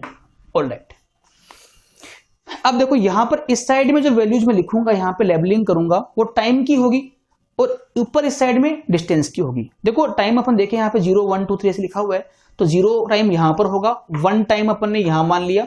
और देखो ये स्केलिंग करना आप कि ये लेंथ जितनी ली है ना 1 की, उतनी अपन ने यहाँ 2 की मान ली, फिर अपन ने 3 मान लिया, फिर अपन ने 4 मान लिया, ये फिर अपन ने 5 मान लिया। मतलब कि ऐसा कुछ टाइम है, 0 second, 1 second, 2 second, 3 4 and 5 and so on. अच्छा देखो 1 सेकेंड पे डिस्टेंस कितना कवर किया उसने, 1 मीटर का। देखो डिस्टेंस की बात कर रहा हूं तो मैं यहां देखूंगा इसके ऊपर, तो मान लो कि ये जो लेंथ है वो 1 मीटर को बता रही है मान लो, और जो ये लेंथ 1 को बता रही है ना, तो ये किसको बताएगी, 2 मीटर को। ये किसके लिए, 3 मीटर के लिए। ये किसके लिए, 4 के लिए। ये किसके लिए, 5 के लिए। तो 1 metre, 2 metre, 3 metre, 4 metre and 5 metre. अब देखो आप पहला पॉइंट कहां पर अपना, पहला पॉइंट आपका है 0 0। देखो आप चेक करो कि 0 सेकंड पे डिस्टेंस भी क्या है, 0 है। मतलब कि 0 सेकंड ये यहां पर होगा, तो 0 सेकंड पे डिस्टेंस 0 है, तो आपका पॉइंट ये आ जाएगा। तो ये इसका कोऑर्डिनेट आ गया। 1 सेकंड पे 1 मीटर, मतलब कि जब टाइम 1 सेकंड है तो डिस्टेंस भी क्या आपकी 1 मीटर है। तो 1 सेकंड को मैं आगे बढ़ाऊं यहां से टाइम को, और डिस्टेंस कितनी 1 मीटर ही है, तो इसको मैं आगे बढ़ाऊं यहां पर, तो पॉइंट मुझे यहां मिलेगा। 2 सेकंड पे डिस्टेंस क्या है, 2 मीटर है, तो 2 सेकंड को आगे बढ़ाऊं यहां पे, और 2 सेकंड पे डिस्टेंस मुझे क्या मिल रही है, 2 मीटर मिल रही है, तो मेरा पॉइंट मुझे यहां मिलेगा। तो these are the coordinates, these are the coordinates. और यदि ऐसे ही इसको मैं आगे बढ़ाऊं यहां पे 3 मीटर को, तो ये मुझे यहां मिल जाएगा। तो अपन देख पा रहे हैं कि this will be a straight line. इन सब पॉइंट को यदि मैं ज्वाइन कर दूं ना, इन सारे कोऑर्डिनेट्स को मैं ज्वाइन करूंगा तो मुझे मिल जाएगा, ग्राफ मिल जाएगा इसका। और जो ग्राफ आया इसका दैट इज स्ट्रेट लाइन। तो ये भले आपको याद भी कर सकते हो इसको। आप कैसे इसको अपन याद करेंगे कि यूनिफॉर्म मोशन में डिस्टेंस टाइम ग्राफ जो होगा that will be straight line, that will be straight line, है ना, ये ध्यान रखिए आप। और क्यों होता है ऐसा स्ट्रेट लाइन, उसकी अपन ने यहां पर बात कर ली। देखो बेटा, जितने आपके पॉइंट आ रहे हैं, जितने आपके कोऑर्डिनेट्स आ रहे हैं, उन सब कोऑर्डिनेट्स को ज्वाइन करने से जो भी आपको कर्व मिलेगा, ग्राफ मिलेगा, वही ग्राफ आपका ट्रू होगा हमेशा। तो यहां पर मैं इनको ज्वाइन करूंगा एक के बाद में एक। देखो नेक्स्ट पॉइंट कहां आएगा, 4 पे 4 यहां आएगा, 5 पे 5 यहां आएगा। तो इन सबको ज्वाइन करूंगा तो this will be straight line. तो ये पॉइंट आपको समझना है, ये आपको याद करना है ना। और मैं यहां पे लिखवा दूंगा आपको लास्ट में, ठीक है, कि distance time graph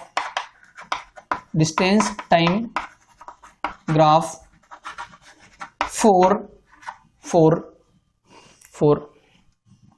uniform motion, ये बात बहुत बोलना जरूरी है, for uniform motion is a straight line, ठीक है। ये आपको नोट करना है इसके अंदर कि यूनिफॉर्म मोशन में डिस्टेंस टाइम ग्राफ जो बनेगा उसका शेप क्या होगा, स्ट्रेट लाइन होगा, ठीक है ना। ये ग्राफ आपका इस साइड में फॉरवर्ड हो रहा है, मूव कर रहा है। अच्छा, आगे देखो इसमें अब मैं अगेन बात कर रहा हूं, ये नोट कर ले आप, है ना। ये तो अपन एग्जांपल लिया है, बट देखो एग्जांपल आपको ऐसा लेना है जो इस कंडीशंस को फुलफिल करे, और उस केस में आपका जो ग्राफ बनेगा ना वो हर बार ऐसा ही आएगा, स्ट्रेट लाइन ही आएगा, है ना। All right, moving forward. अब सेकंड पार्ट है कि ग्राफ तो आपका सेम ही है, डिस्टेंस और टाइम के बीच में ग्राफ बनाना है आपको, बट अब की बार जो मोशन है वो आपको डिफरेंट लेना है।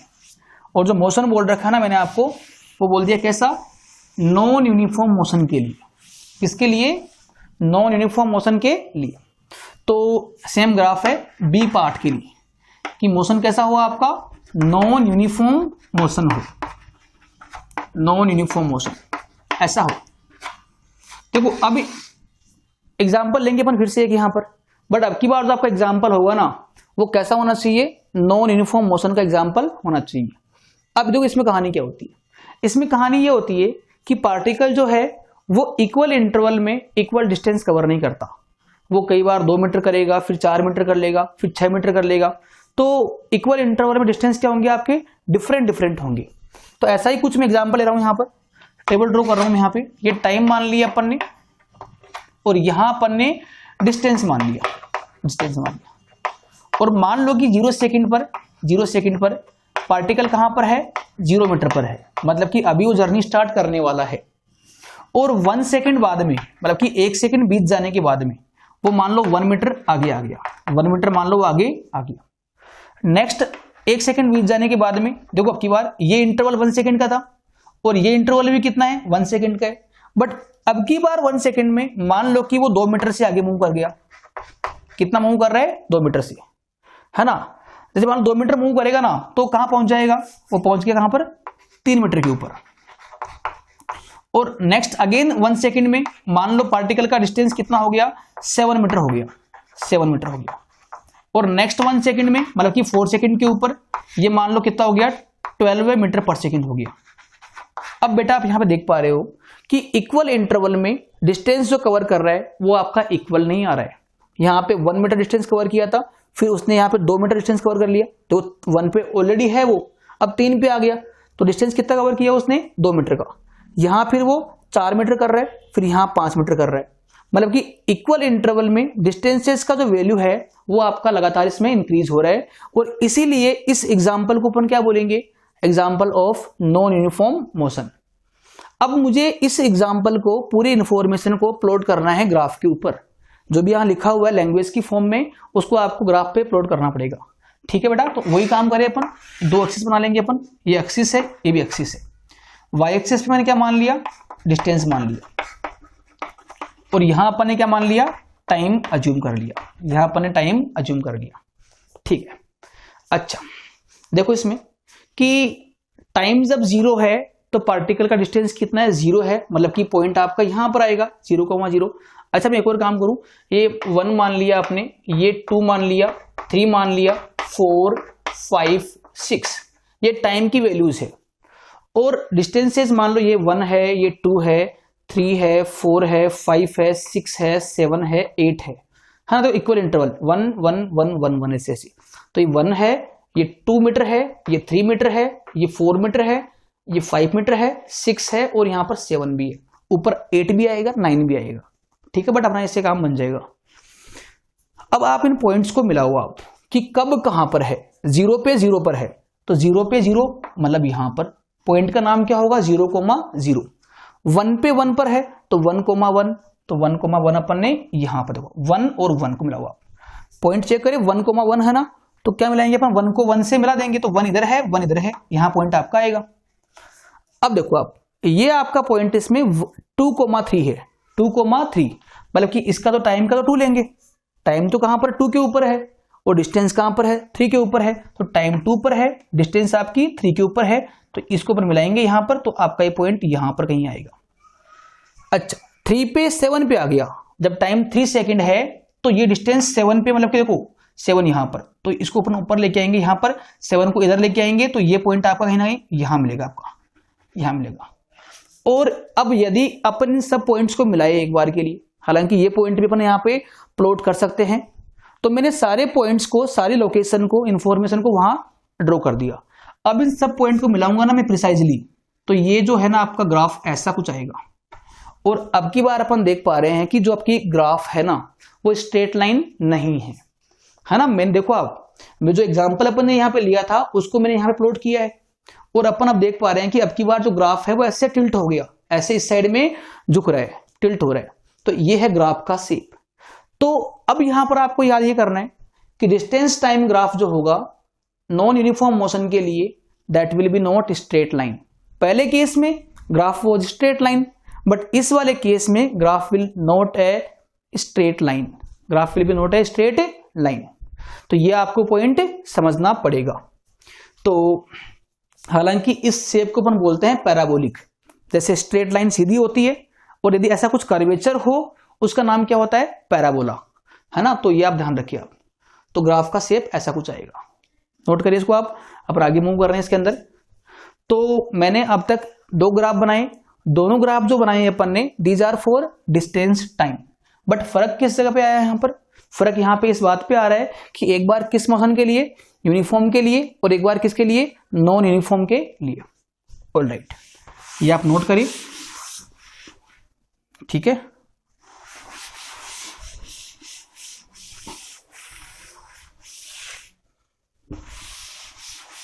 आगे देखो, इसमें आप आगे अपन बात करेंगे, इसमें नेक्स्ट ग्राफ जो अपना है वो है velocity time graph, velocity time graph. अब इसके भी 2 पार्ट करेंगे अपन। पहला ग्राफ बनेगा यूनिफॉर्म मोशन के लिए, यूनिफॉर्म मोशन के लिए। देखो इसका मतलब क्या हुआ कि पार्टिकल की स्पीड क्या है, एक समान है, मतलब कि वो ऐसा नहीं कि पहले धीरे भाग रहा है बाद में फास्ट भाग रहा है, ऐसा नहीं हो रखा। यूनिफॉर्म का मीनिंग क्या होता है कि उसकी स्पीड क्या एक समान है। तो इसीलिए अपन एक काम करें, एक एग्जांपल ले अपन कि t=0 पे पार्टिकल का स्पीड क्या है। देखो अब की बार ग्राफ बनेगा किसके बीच में, यहां पर आएगा वेलोसिटी, देखो यहां पे आएगा वेलोसिटी, और उसका जो वेरिएशन है अपन चेक कर रहे हैं टाइम के हिसाब से, और वो भी कौन से मोशन के लिए, इस वाले मोशन के लिए। ऑलराइट, तो t=0 पे पार्टिकल की स्पीड मान लो अपन ने क्या मान ली, 1 मीटर पर सेकेंड मान ली, और t=1 पर भी वो कितनी होगी, 1 होगी, क्योंकि अपन क्या बोल रहे हैं यहां पर कि मोशन कैसा हो रहा है, यूनिफॉर्म हो रहा है, मतलब कि उसका स्पीड एक समान है। स्पीड मैंने एक समान रख ली, पहले भी स्पीड 1 थी, बाद में कितनी हो गई, 1 हो गई, और नेक्स्ट थोड़ी देर बाद में कितनी हो गई, 1 रहेगी। मतलब कि अब अपन यहां पे चेक कर पा रहे हैं बेटा कि भले टाइम अपना इंक्रीज हो गया, बट यूनिफॉर्म मोशन होने की वजह से उसका स्पीड जो है ना वो हर बार क्या है, कांस्टेंट है, सेम आ रहा है। उसी का नाम क्या होता है, यूनिफॉर्म मोशन। अब इस वाली पूरी इंफॉर्मेशन को आपको वहां पर प्लॉट करना है। अब देखो आसान काम है, इधर टाइम की वैल्यू आएगी 0, 1 यहां पर मान लो, 2 यहां मान लिया, 3 यहां पर, 4 यहां पर, 5 यहां पर, 6 यहां पर। और यहां पर वेलोसिटी मान लिया अपन ने 1 2 3 ऐसा कुछ। लेकिन चेक करिए आप, पहला पॉइंट कहां पर आएगा 0,1 के ऊपर, क्योंकि 0 टाइम पे स्पीड क्या है 1 है, तो टाइम जब 0 था तो 0 टाइम यहां पर होगा, स्पीड कितनी है 1 है, ये लो बेटा। जब टाइम 1 हो गया तो भी स्पीड कितनी है 1 ही है, तो टाइम 1 किया, स्पीड को भी 1 लेके आना है, तो पॉइंट आपको यहां मिलेगा, तो नेक्स्ट पॉइंट आपका यहां पर आएगा। जब टाइम 2 है तो भी स्पीड कितनी है 1 ही है, तो अब की बार आपका पॉइंट यहां आ जाएगा, क्योंकि टाइम जब 2 सेकंड हो गया तो भी आपकी स्पीड तो 1 ही है। तो इन सब पॉइंट को यदि मैं ज्वाइन करूंगा ना, इन सब पॉइंट को, तो यह आपका एक ऐसा लाइन आएगा, ऐसा ग्राफ आएगा। और ये भी जो ग्राफ है आपका, that is a straight line parallel to time axis, parallel to time axis. तो यूनिफॉर्म मोशन में जो ग्राफ बनेगा वेलोसिटी और टाइम के बीच में, वो भी एक स्ट्रेट लाइन होगा, और वो जो ग्राफ होगा ना वो पैरेलल होगा टाइम एक्सिस की, पैरेलल होगा टाइम एक्सिस के, है ना। तो ये पॉइंट आप ध्यान रखिए, है ना। बड़े टाइम देखो, आप यहां चेक करो स्पीड 1 है, आप यहां चेक करो स्पीड कितनी है 1 है, क्योंकि देखो आप स्पीड कब बढ़ेगी जब अपन यहां पे मूव करेंगे, बट अभी देखो आपका मोशन ही कौन सा यूनिफॉर्म हो रखा है, इसीलिए हर टाइम पे स्पीड आपकी एक समान। तो ये है variation in velocity with respect to time for uniform motion. Alright, अच्छा बेटा, मैं यदि, चलो ठीक है, इसको आप नोट कर ले एक बार के लिए, है ना, इसको नोट कर लिया। देखो मैं आपसे यदि ये पूछूं इसमें कि 2 सेकंड में पार्टिकल का डिस्टेंस कितना होगा, कि 2 सेकंड के इंटरवल में पार्टिकल डिस्टेंस कितना कवर करेगा, इसी क्वेश्चन के लिए। तो देखो बेटा, डिस्टेंस क्या होगा आपका, डिस्टेंस आपका आ जाएगा speed into time, speed into time, क्योंकि स्पीड क्या होती है डिस्टेंस अपॉन टाइम होती है, तो डिस्टेंस क्या बनेगा स्पीड इनटू टाइम। अब चेक करें, स्पीड तो एक समान है 1 है, और टाइम कितना बोल रहा हूं मैं आपको 2 सेकंड, तो कितना आएगा 2 मीटर का। अब चेक करिए आपकी, ये तो अपन निकाल लिया आंसर कैसे, फ्रॉम दिस इंफॉर्मेशन।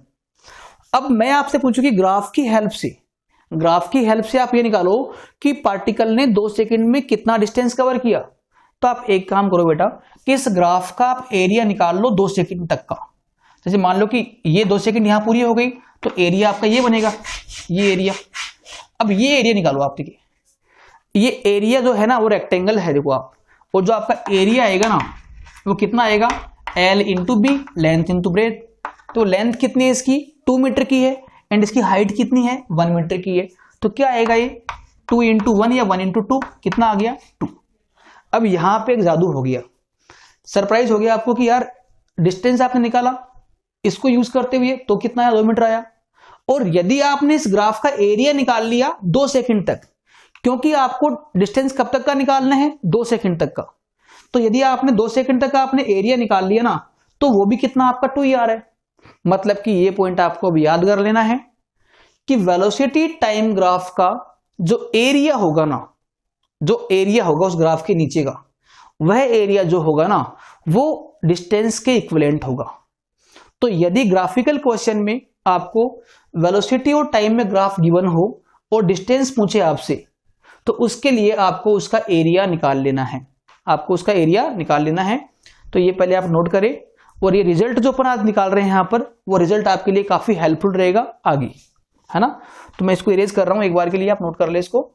ऑलराइट, और जो अभी अपन ने सीखा एक चीज कॉन्सेप्ट, वो मैं आपको बता रहा हूं कि हमेशा ध्यान रखो आप, भले कैसा भी ग्राफ हो, area under velocity time graph, है ना, velocity time graph represent distance. ये पॉइंट आप नोट कर ले और अपने माइंड में इसको आप सेव कर ले कि यदि आपको वेलोसिटी और टाइम ग्राफ देके आपसे डिस्टेंस पूछे ना, तो आप ओनली एक काम करना कि आप एरिया फाइंड करना। जो भी आपका एरिया आएगा ना, वही एरिया न्यूमेरिकली आपकी डिस्टेंस के इक्वल रहेगा, और वो आपको मैंने नोट लिखवा दिया यहां पर, ठीक है ना। ये भी आप नोट करें, और देखो आगे इसमें देखो आगे यहां पर क्या आएगा,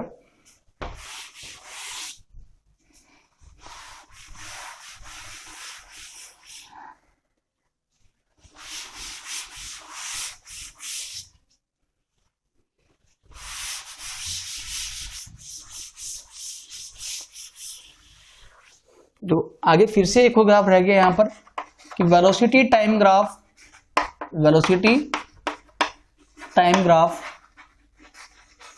for non uniform motion, non uniform motion, कि अब की बार जो मोशन का टाइप है वो अपन बदल रहे हैं, चेंज कर रहे हैं अपन, ठीक है। तो जैसे मान लो कि यहां पर वेलोसिटी होगी और यहां पर टाइम होगा। अच्छा बेटा देखो, आपको एक काम करना पड़ेगा आपको यहां पर कि आप ये याद कर लेना कि ग्राफ का शेप कैसा आ रहा है, कब ग्राफ कैसा आ रहा है आपका, है ना। देखो अब अपन ग्राफ ड्रॉ कर रहे हैं अगेन उसी चीज के बीच में, वेलोसिटी और टाइम के बीच में, बट किस मोशन के लिए, नॉन यूनिफॉर्म मोशन के लिए। तो पहले अपन समझते हैं इसके बारे में कि ये क्या होता है कि यदि पार्टिकल की वेलोसिटी क्या होगी, बार बार चेंज होगी, यदि पार्टिकल की वेलोसिटी बार बार क्या होगी, इंक्रीज होगी, तो उसको मैं क्या बोलूंगा, नॉन यूनिफॉर्म मोशन। तो मैं एक काम कर रहा हूं इसमें कि लेट सपोज कि एग्जांपल ले अपन कि t इक्वल टू 0 पे मान लो वेलोसिटी कितनी है, 0 है, एंड t इक्वल टू 1 पे वेलोसिटी मान लो कितनी हो गई, 1 मीटर पर सेकेंड हो गई, है ना। और t इक्वल टू 2 पर वेलोसिटी मान लो कितनी हो गई, 2 मीटर पर सेकेंड हो गई। मतलब कि पार्टिकल ने अपनी स्पीड को तेज कर लिया है, अपनी रफ्तार को तेज कर लिया, और इसीलिए उसका नाम क्या होगा आपका, नॉन यूनिफॉर्म मोशन। और 3 सेकेंड पर वेलोसिटी मान लो कितनी हो गई, 3 मीटर पर सेकेंड हो गई, and this is so on, ऐसा कुछ हो रहा लगातार। तो जो अपन इलस्ट्रेशन लिया यहाँ पे, जो अपने एग्जाम्पल लिया है, वो इससे बिलोंग कर रहा है। अब इस पूरी इंफॉर्मेशन को आपको वहां पर प्लॉट करना है। अब ये काम बहुत बार कर चुके हैं अपन। देखो आप पॉइंट कहाँ आएगा, 0,0, तो ये पॉइंट आपका यहाँ आ जाएगा, ओरिजिन के ऊपर आएगा। 1 सेकेंड पे 1 मीटर, तो मतलब कि मान लो कि 1 सेकेंड यहाँ है और 1 मीटर यहाँ है, तो ये पॉइंट आपका यहाँ आएगा। 2 सेकेंड पे कितना है, 2 मीटर है। 3 सेकेंड पे कितना है, 3 मीटर है। आप इनको मिलाओ एक बार के लिए, 2 को 2 से मिलाएंगे अपन, तो आपका पॉइंट यहाँ आएगा। 3 को अपन 3 से मिलाएंगे तो पॉइंट आपका यहाँ पर आएगा। मतलब कि 3 सेकेंड पे पार्टिकल की वेलोसिटी 3 मीटर पर सेकेंड है, 4 पे 4 हो जाएगी, तो ऐसे पॉइंट आपको मिलेंगे बहुत सारे। और इन सब पॉइंट को यदि अपन मर्ज कर देंगे तो यह आपका ग्राफ बनेगा स्ट्रेट लाइन। क्या बनेगा आपका, स्ट्रेट लाइन। तो वेलोसिटी टाइम ग्राफ जो है ना, for non uniform motion is a straight line, is a straight line. ठीक है, ये भी आप नोट कर ले। और जो बेसिक कॉन्सेप्ट था ना कि इस ग्राफ का जो एरिया होगा, वेलोसिटी टाइम ग्राफ का जो एरिया होगा ना, वो आपको बताएगा डिस्टेंस को। कि मैं आपसे ये पूछूं कि 3 सेकंड में डिस्टेंस कितना कवर किया ग्राफ देख के, तो आप एक काम करना पड़ेगा आपको इसमें कि इन 3 सेकंड के इंटरवल में जो एरिया ये बनेगा यहाँ पर, वो आप एरिया निकाल लो ग्राफ के नीचे का। जो भी आपका एरिया आएगा ना, वो ही डिस्टेंस बन जाएगी इसकी 3 सेकंड में। ऑलराइट, तो ये आप पढ़े, नोट करिए इसको आप। और आगे अपन बात करेंगे, है ना, इक्वेशन ऑफ कांस्टेंट, है ना, मोशन। ठीक है ना बेटा, तो ये आप देखिए, इसको आप नोट कर ले। Alright, alright. देखो आगे अपन बात करेंगे इसमें equation of motion by graphical method. देखो यहाँ पहली बात तो कुछ यहाँ पे इक्वेशंस आने वाली है 2-3। और देखो जो इक्वेशंस होगी ना, वो ओनली कब काम की होगी आपके लिए, जब भी जो एक्सेलरेशन है, जो एक्सेलरेशन वो क्या रहे आपका, यूनिफॉर्म रहे या कांस्टेंट रहे, है ना। यदि किसी मोशन में आपको ये मालूम पड़ जाए कि उसका जो एक्सेलरेशन है वो कांस्टेंट है या यूनिफॉर्म है, तो फिर उस मोशन को डील करने के लिए आप ये वाली इक्वेशंस काम में ले सकते हो आप, है ना। एक बार मैं लिखूं यहाँ पर, देखो यहाँ पर इक्वेशंस अपनी आने वाली है, v equal to u plus a t, इसके अलावा s equal to u t plus half a t square, and last में आएगा v square equal to u square plus 2as। These are the equation of motion for constant acceleration, for constant acceleration. Alright, देखो यहां पर पहले समझते हैं कि इनका सिग्निफिकेंस क्या है। तो यहां पर जो u है ना, that is initial velocity of particle, and v जो है that is final velocity of particle. Alright, और a is the factor of acceleration and t is the time. मतलब कि यदि किसी पार्टिकल की वेलोसिटी u थी पहले, और यदि आपका पार्टिकल आपका एक्सेलरेट हो रहा है, तो टाइम t बाद में उसकी वेलोसिटी कितनी हो जाएगी, v हो जाएगी। तो इन चारों टर्म्स में रिलेशन क्या होगा, ये वाला होगा, v equal to u plus a t. अच्छा देखो बाकी यहाँ पर एक नया वर्ड और आ रहा है यहाँ पे s। ये s यहाँ पर है डिस्प्लेसमेंट, कि उस पार्टिकल ने टाइम t में कितना डिस्टेंस या डिस्प्लेसमेंट, है ना, ऑक्यूपाई किया है, कवर किया है, दैट इज s। अब ये जो रिलेशन है वो कहाँ से आया, वो अपन ड्राइव कर रहे हैं यूजिंग ग्राफिकल मेथड। ऑलराइट, तो पहले अपन लिखेंगे इसमें, पहले लिखो आप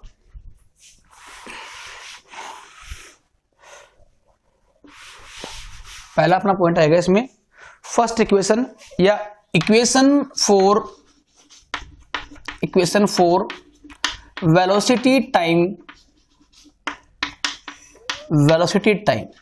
ठीक है ना, इसको अपन बोलते हैं फर्स्ट इक्वेशन, है ना। यहाँ पे 3 यहाँ पे इक्वेशन आएंगी यहाँ पे ना। ऑलराइट, तो पहली बात तो अपन बात करते हैं कि कांस्टेंट एक्सेलरेशन में जो ग्राफ बनेगा वेलोसिटी और टाइम के बीच में कैसा होगा।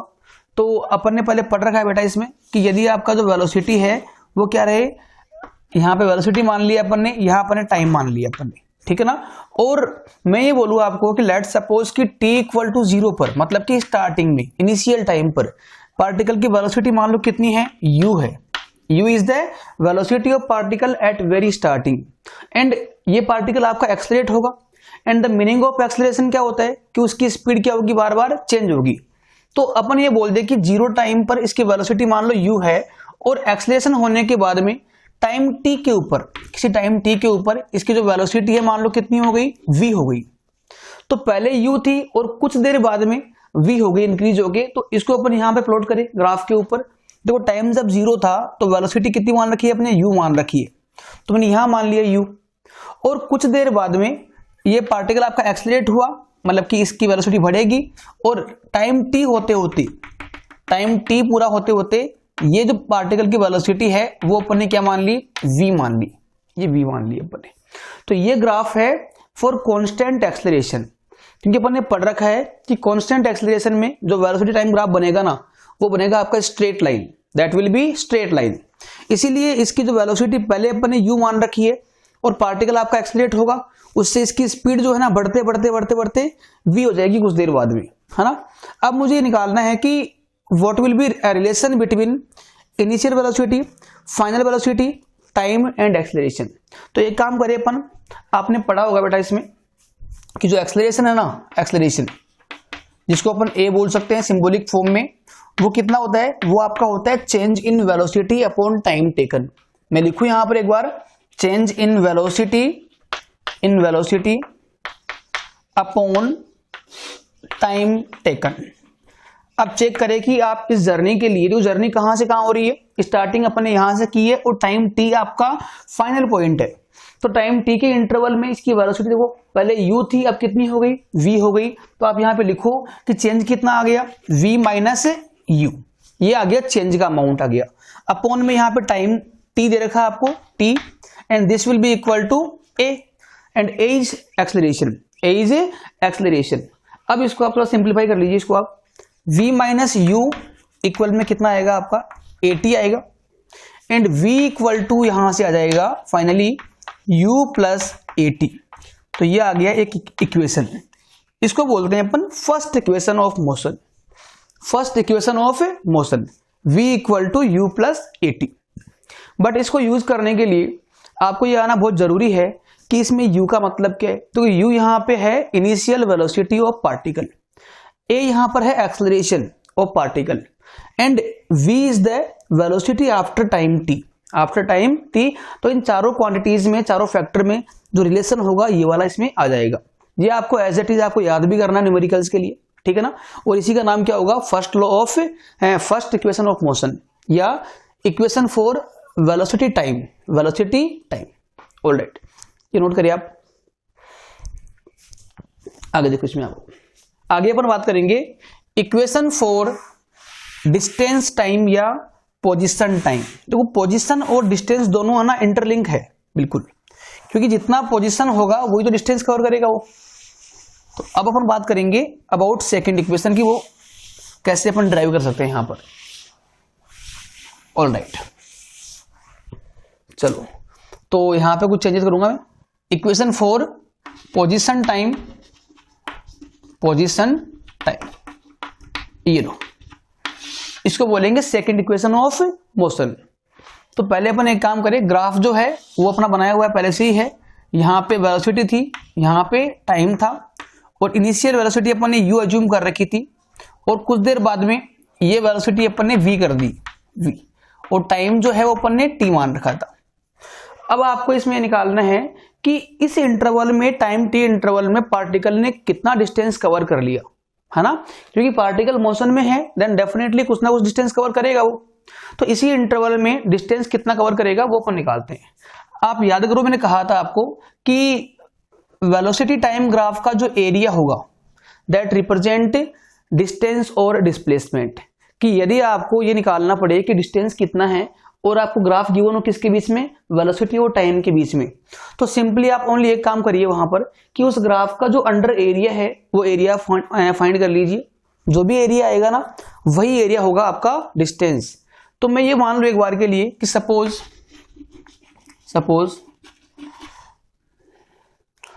Distance is S. अब आपकी बुक में इसको एस बोल रखा है तो मैं इसको एस ही मान रहा हूं, बट ध्यान रखें एस यहां पर स्पीड नहीं है, एस किसको बता रहा है, यहां पर एस बता रहा है अपने को डिस्टेंस या डिस्प्लेसमेंट को। तो अपने को पता है कि डिस्टेंस क्या होती है बेटा, डिस्टेंस होती है एरिया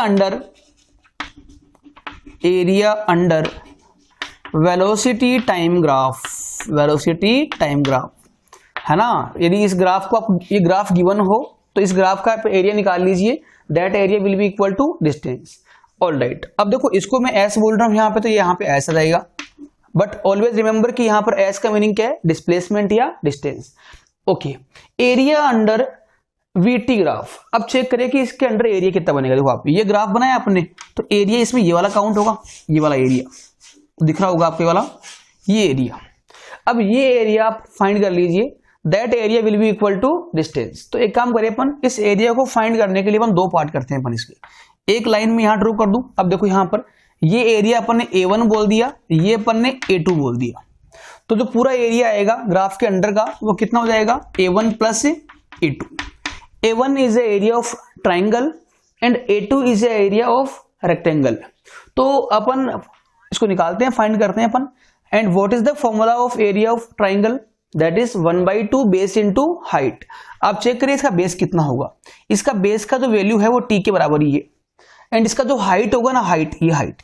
अब चेक करिए इसमें आपकी ये जो पूरा वैल्यू है ना वो v है, आप देखिए आप v है, और जो इतना स्केलिंग है वो u है, तो जो इसका हाइट ये वाला हो जाएगा ना, हाइट इसका वो कितना आएगा, v माइनस यू, यहां से आ जाएगा v माइनस यू।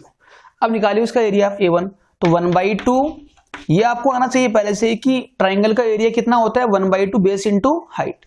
बेस देखो इसका t के बराबर है, and what is the height, v minus you. ये आ गया इसका एरिया A1 आ गया। अब बात करिए अपन एरिया A2 के बारे में। अब A2 जो शेप है ना वो रेक्टेंगल शेप है, एंड रेक्टेंगल में एरिया कितना होता है अपना, L into b, length into breadth. तो यहां पर आएगा आपका L मतलब कि लेंथ, T मान लो, और ये इसकी हाइट हो जाएगी, तो U इंटू टी या T इंटू यू बोल दो, एक ही बात है। ऑल राइट, तो देखो इसमें ये आपका जाएगा UT प्लस, इसको मैं आगे ले आऊंगा एक बार, UT plus 1/2 T into V minus U, ऐसा कुछ आ गया। एंड जो एरिया आएगा इसका दैट रिप्रेजेंट डिस्टेंस, तो कुल मिला के डिस्टेंस अपना ऐसा कुछ आ गया। अब थोड़ा सा इसको मैं और सिंप्लीफाई करता हूं।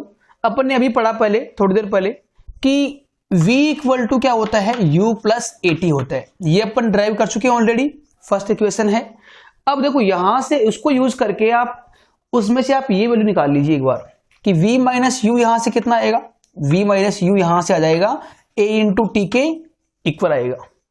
अब उस v माइनस यू का जो वैल्यू है a इंटू टी, उसको आप यहां पे प्लेस कर दीजिए, तो ये बनेगा आपके पास में s equal to u t plus 1/2 into t, और ये कितना होगा अपना a इंटू टी होगा, तो a इंटू टी है ना, इसका वैल्यू कितना a इंटू टी हो जाएगा। तो ये अपना बन जाएगा इसमें u t plus half AT square, और ये अपना आ गया second equation of motion, second equation of motion, s equal to u t plus half AT square.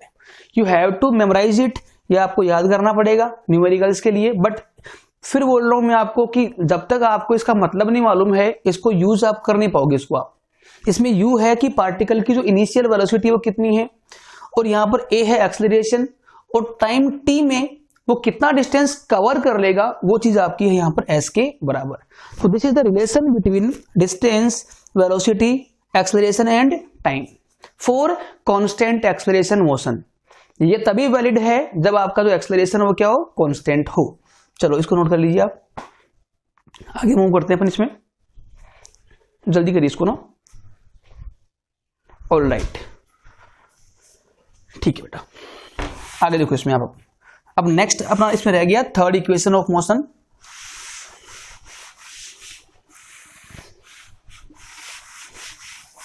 एक मिनट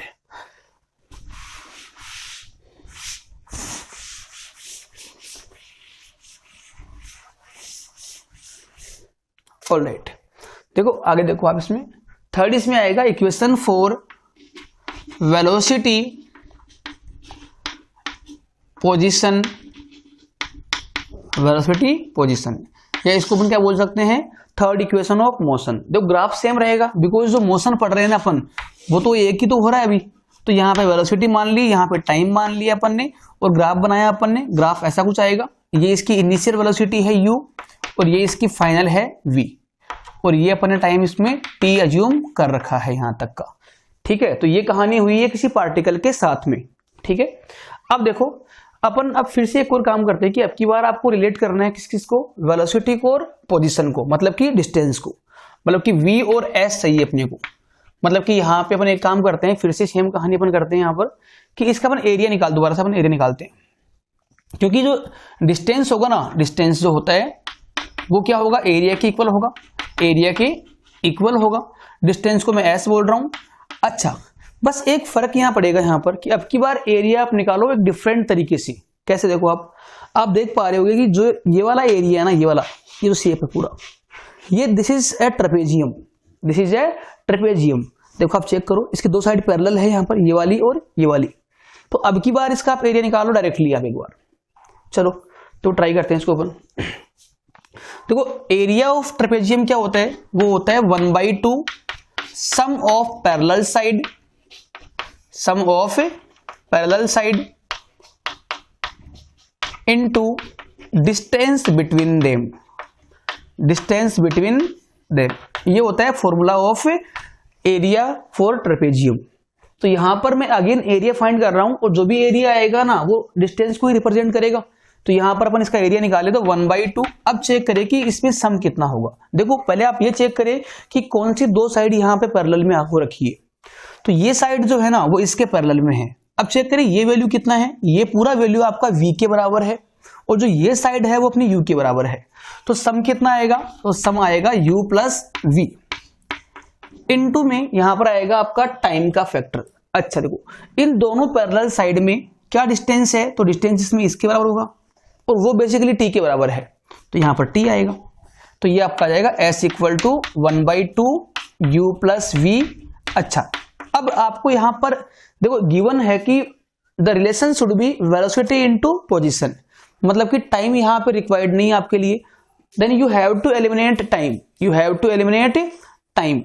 ओके ऑल राइट, तो देखो इसमें v इक्वल टू होता है कितना, u प्लस 80, और यहां से यदि अपन टाइम को फाइंड करके उसको अपन यहां पुट कर दे देन अपना काम हो जाएगा इसमें। तो मैं एक काम कर रहा हूं इसमें कि a इंटू टी कितना होगा, a इंटू टी, यहां से देखो आप वो आएगा v माइनस यू, है ना, ये अपने पहले भी किया था। और जो t होगा ना टाइम ओनली, वो टाइम आपका आ जाएगा v माइनस यू अपॉन ए। तो ये है वैल्यू ऑफ टाइम। तो उस टाइम को मैं यहां पे एलिमिनेट कर रहा हूं v माइनस यू अपॉन ए से। अब चेक करें बेटा इसमें, अब देखो ये अपॉन में 2 इंटू ए आ रहा है, इसको मैं इधर ले जाऊं मैं बाई क्रॉस मल्टीप्लाइंग। तो यहां पे क्या बन जाएगा 2 इंटू ए इंटू एस, एस वहां ऑलरेडी है, वहां पर 2a और वहां जाएगा, तो इंटू में 2a इंटू ए इंटू एस बन जाएगा। ऊपर देखो आप यहां पर a plus b into a minus B.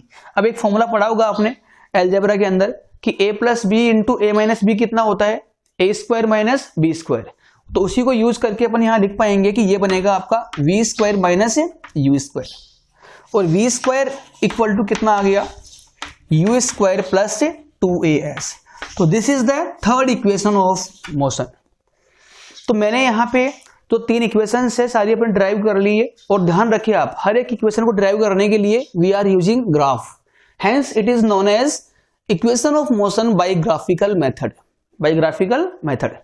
आप 11th में आओगे ना आप लोग, तो 11th में इसको अपन ड्राइव करेंगे दोबारा किसी डिफरेंट तरीके से, वहां होगा कैलकुलेशन वाला तरीका, इंटीग्रेशन, है ना। बट यहां पर अपन करते हैं इसको by using graphical method. Alright, तो ये आप नोट करें। और मैं एक बार सारे इक्वेशंस को एक साथ लिख रहा हूं मैं, देखना इसको आप ना। देखो इक्वेशन जो पहला आया था ना, वो आया था v equal to u plus a t, ये आपको एज इट इज याद करना है। s इक्वल टू आएगा u t plus half a t square, और लास्ट में v स्क्वायर इक्वल टू आएगा u square plus 2as। These are all known as equation of motion for constant acceleration. ये बात आप बिल्कुल माइंड में save कर ले कि ये इक्वेशन ओनली कब एप्लीकेबल है, कब यूजफुल है, जब पार्टिकल का जो एक्सेलरेशन है वो क्या रहे, अपना कांस्टेंट रहे। ये आप याद कर ले। इन सब में बाकी तो दिख रहा है आपको, लग रहा होगा, बट जो s यहाँ पे आ रहा है, s यहाँ पर भी आ रहा है, s यहाँ पर भी आ रहा है, इस s का मीनिंग है डिस्टेंस या डिस्प्लेसमेंट। ऑलराइट, मूविंग फॉरवर्ड, देखो आपका अब ये स्ट्रेट लाइन मोशन की अपन ने बात कर ली। अब तक इस चैप्टर में अपन ने बात की है स्ट्रेट लाइन मोशन के बारे में, कि जब पार्टिकल एक स्ट्रेट लाइन पे मूव कर रहा होगा तो कौन कौन सी वहां पे पॉसिबिलिटी बनती है ना। तो आपने पढ़ा होगा यहाँ पर कि यूनिफॉर्म मोशन, इसके अलावा नॉन यूनिफॉर्म मोशन, ये अपन ने पढ़ लिया। डिस्टेंस क्या होता है, डिस्प्लेसमेंट क्या होता है, दिस ऑल इज कंप्लीटेड। अब देखो आगे एक डिफरेंट मोशन यहाँ पर आएगा, वो हालांकि इतना आपके है नहीं सिलेबस में, जितना है उतना उसको अपन करते हैं ना एक बार। देखिए नेक्स्ट आपके इसमें आएगा uniform circular motion. Uniform circular motion, uniform circular motion. All right, ये है देखो आप। अब ये नाम से अपीयर हो रहा है कि यहाँ पे पार्टिकल जो होगा, जो बॉडी जो होगी, that will circulate in a circle. तो जैसे अपन एक काम करें कि ये एक पार्टिकल मान लिया अपन ने और ऐसे मूव कर रहा है सर्कल के अंदर। ऑलराइट, एंड इसका जो रेडियस है वो अपन ने r मान लिया। कितना मान लिया अपन ने? r अज्यूम कर रखा है। ऑलराइट, अब देखो इसमें यहां पर ये वर्ड आ रहा है यूनिफॉर्म। इसका मीनिंग ये है कि यदि इस पार्टिकल का, जैसे मान लो ये कोई पार्टिकल है, वो ऐसे ऐसे मूव कर रहा है लगातार, तो उसी के पाथ को मैंने यहाँ पे ड्रॉ कर रखा है। अब यदि इस पार्टिकल की स्पीड जो है ना, इस पार्टिकल की स्पीड यदि कांस्टेंट रहे हर बार, जैसे मान लो कि जब ये यहां चल रहा होगा तो 4 मीटर पर सेकंड, यहां 4 metre per second, 4 metre per second, तो यदि हर टाइम पे इस पार्टिकल की स्पीड क्या रहे, कांस्टेंट रहे, तो उस मोशन का नाम क्या होगा आपका? यूनिफॉर्म सर्कुलर मोशन, है ना। अच्छा, तो इसको लिखो आपकी, if speed of particle, if speed of particle remain same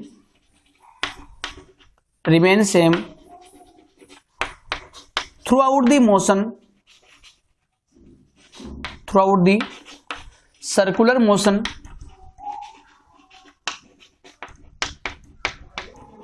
then that is known as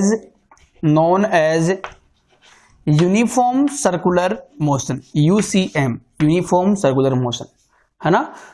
all right, तो यदि, अच्छा देखो इसमें जब ये पार्टिकल यहां मूव कर रहा होगा ना कांस्टेंट स्पीड से, तो उसकी स्पीड तो कांस्टेंट है, बट जो उसकी वेलोसिटी है दैट इज चेंजिंग।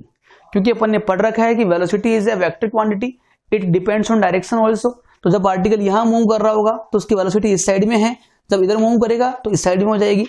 मतलब कि डायरेक्शन इसका चेंज हो रहा है, बार बार डायरेक्शन चेंज हो रहा है, इट मीन्स कि इसकी जो वेलोसिटी है वो यहाँ पर कांस्टेंट नहीं रहेगी। तो ये पॉइंट पे आप ध्यान रखिए आप कि यूनिफॉर्म सर्कुलर मोशन में पार्टिकल की स्पीड क्या रहेगी, कांस्टेंट रहेगी, but velocity can not be constant. Alright, ये आप नोट कर ले। और देखो यहां पर एक टर्म और आएगा, जैसे अपन ये बोले कि इस पार्टिकल की स्पीड यूनिफॉर्म है और मान लो वो v है, v एक कोई भी अमाउंट हो सकता है स्पीड का, 4 मीटर पर सेकंड या 5 मीटर पर सेकंड, जो भी है ना, तो अपन इसको v मान लिया। अब यहां पर एक क्वेश्चन ये बनता है कि इसका टाइम पीरियड क्या होगा, टाइम पीरियड। देखो पहली बात तो इसका मतलब क्या होता है, इसका मतलब होता है कि time taken to complete 1 revolution, कि ये पार्टिकल यहां पर अभी है और वापस से घूम के यहां पर आएगा, तो एक राउंड पूरा करने में, एक साइकिल पूरा करने में कितना टाइम ये कंज्यूम करेगा, उस टाइम का नाम क्या होगा, टाइम पीरियड। ये काफी इंपॉर्टेंट कॉन्सेप्ट है, समझिए इसको आप, कि कोई भी पार्टिकल जो है वो 1 राउंड कंप्लीट करने में कितना टाइम कंज्यूम कर रहा है, that time is known as time period. Alright, तो मैं यहां पे लिखा हूं आपको, it is time to complete one rotation that thing is known as time period. Alright, now देखो चेक करते हैं यहां पर कि इसका तो फॉर्मूला क्या होगा। तो टाइम पीरियड जो होगा ना, that is type of time, hence time क्या होता है, distance upon velocity, distance upon velocity. ये बेसिक फॉर्मूला है टाइम निकालने का, डिस्टेंस अपॉन वेलोसिटी बोल दो या आप स्पीड बोल दो, आप एक ही बात है।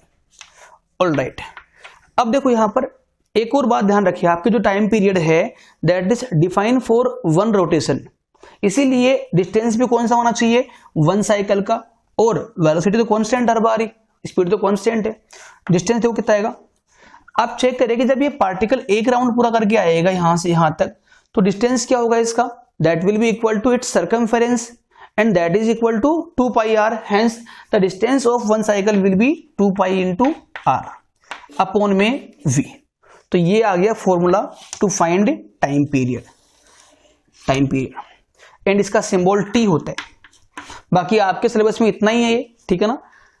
तो ये चैप्टर पूरा हो चुका है। यहाँ पर मोशन, यहाँ पर ने दो मोशन पढ़े हैं मेनली, एक तो स्ट्रेट लाइन मोशन और एक कौन सा, सर्कुलर मोशन, जो काफी कम है। ऑलराइट, यदि कहीं पे भी आपको डाउट आ रहा हो इस चैप्टर में, कई कॉन्सेप्ट में, थ्योरी पार्ट में, तो आप कमेंट सेक्शन में मेंशन करिए।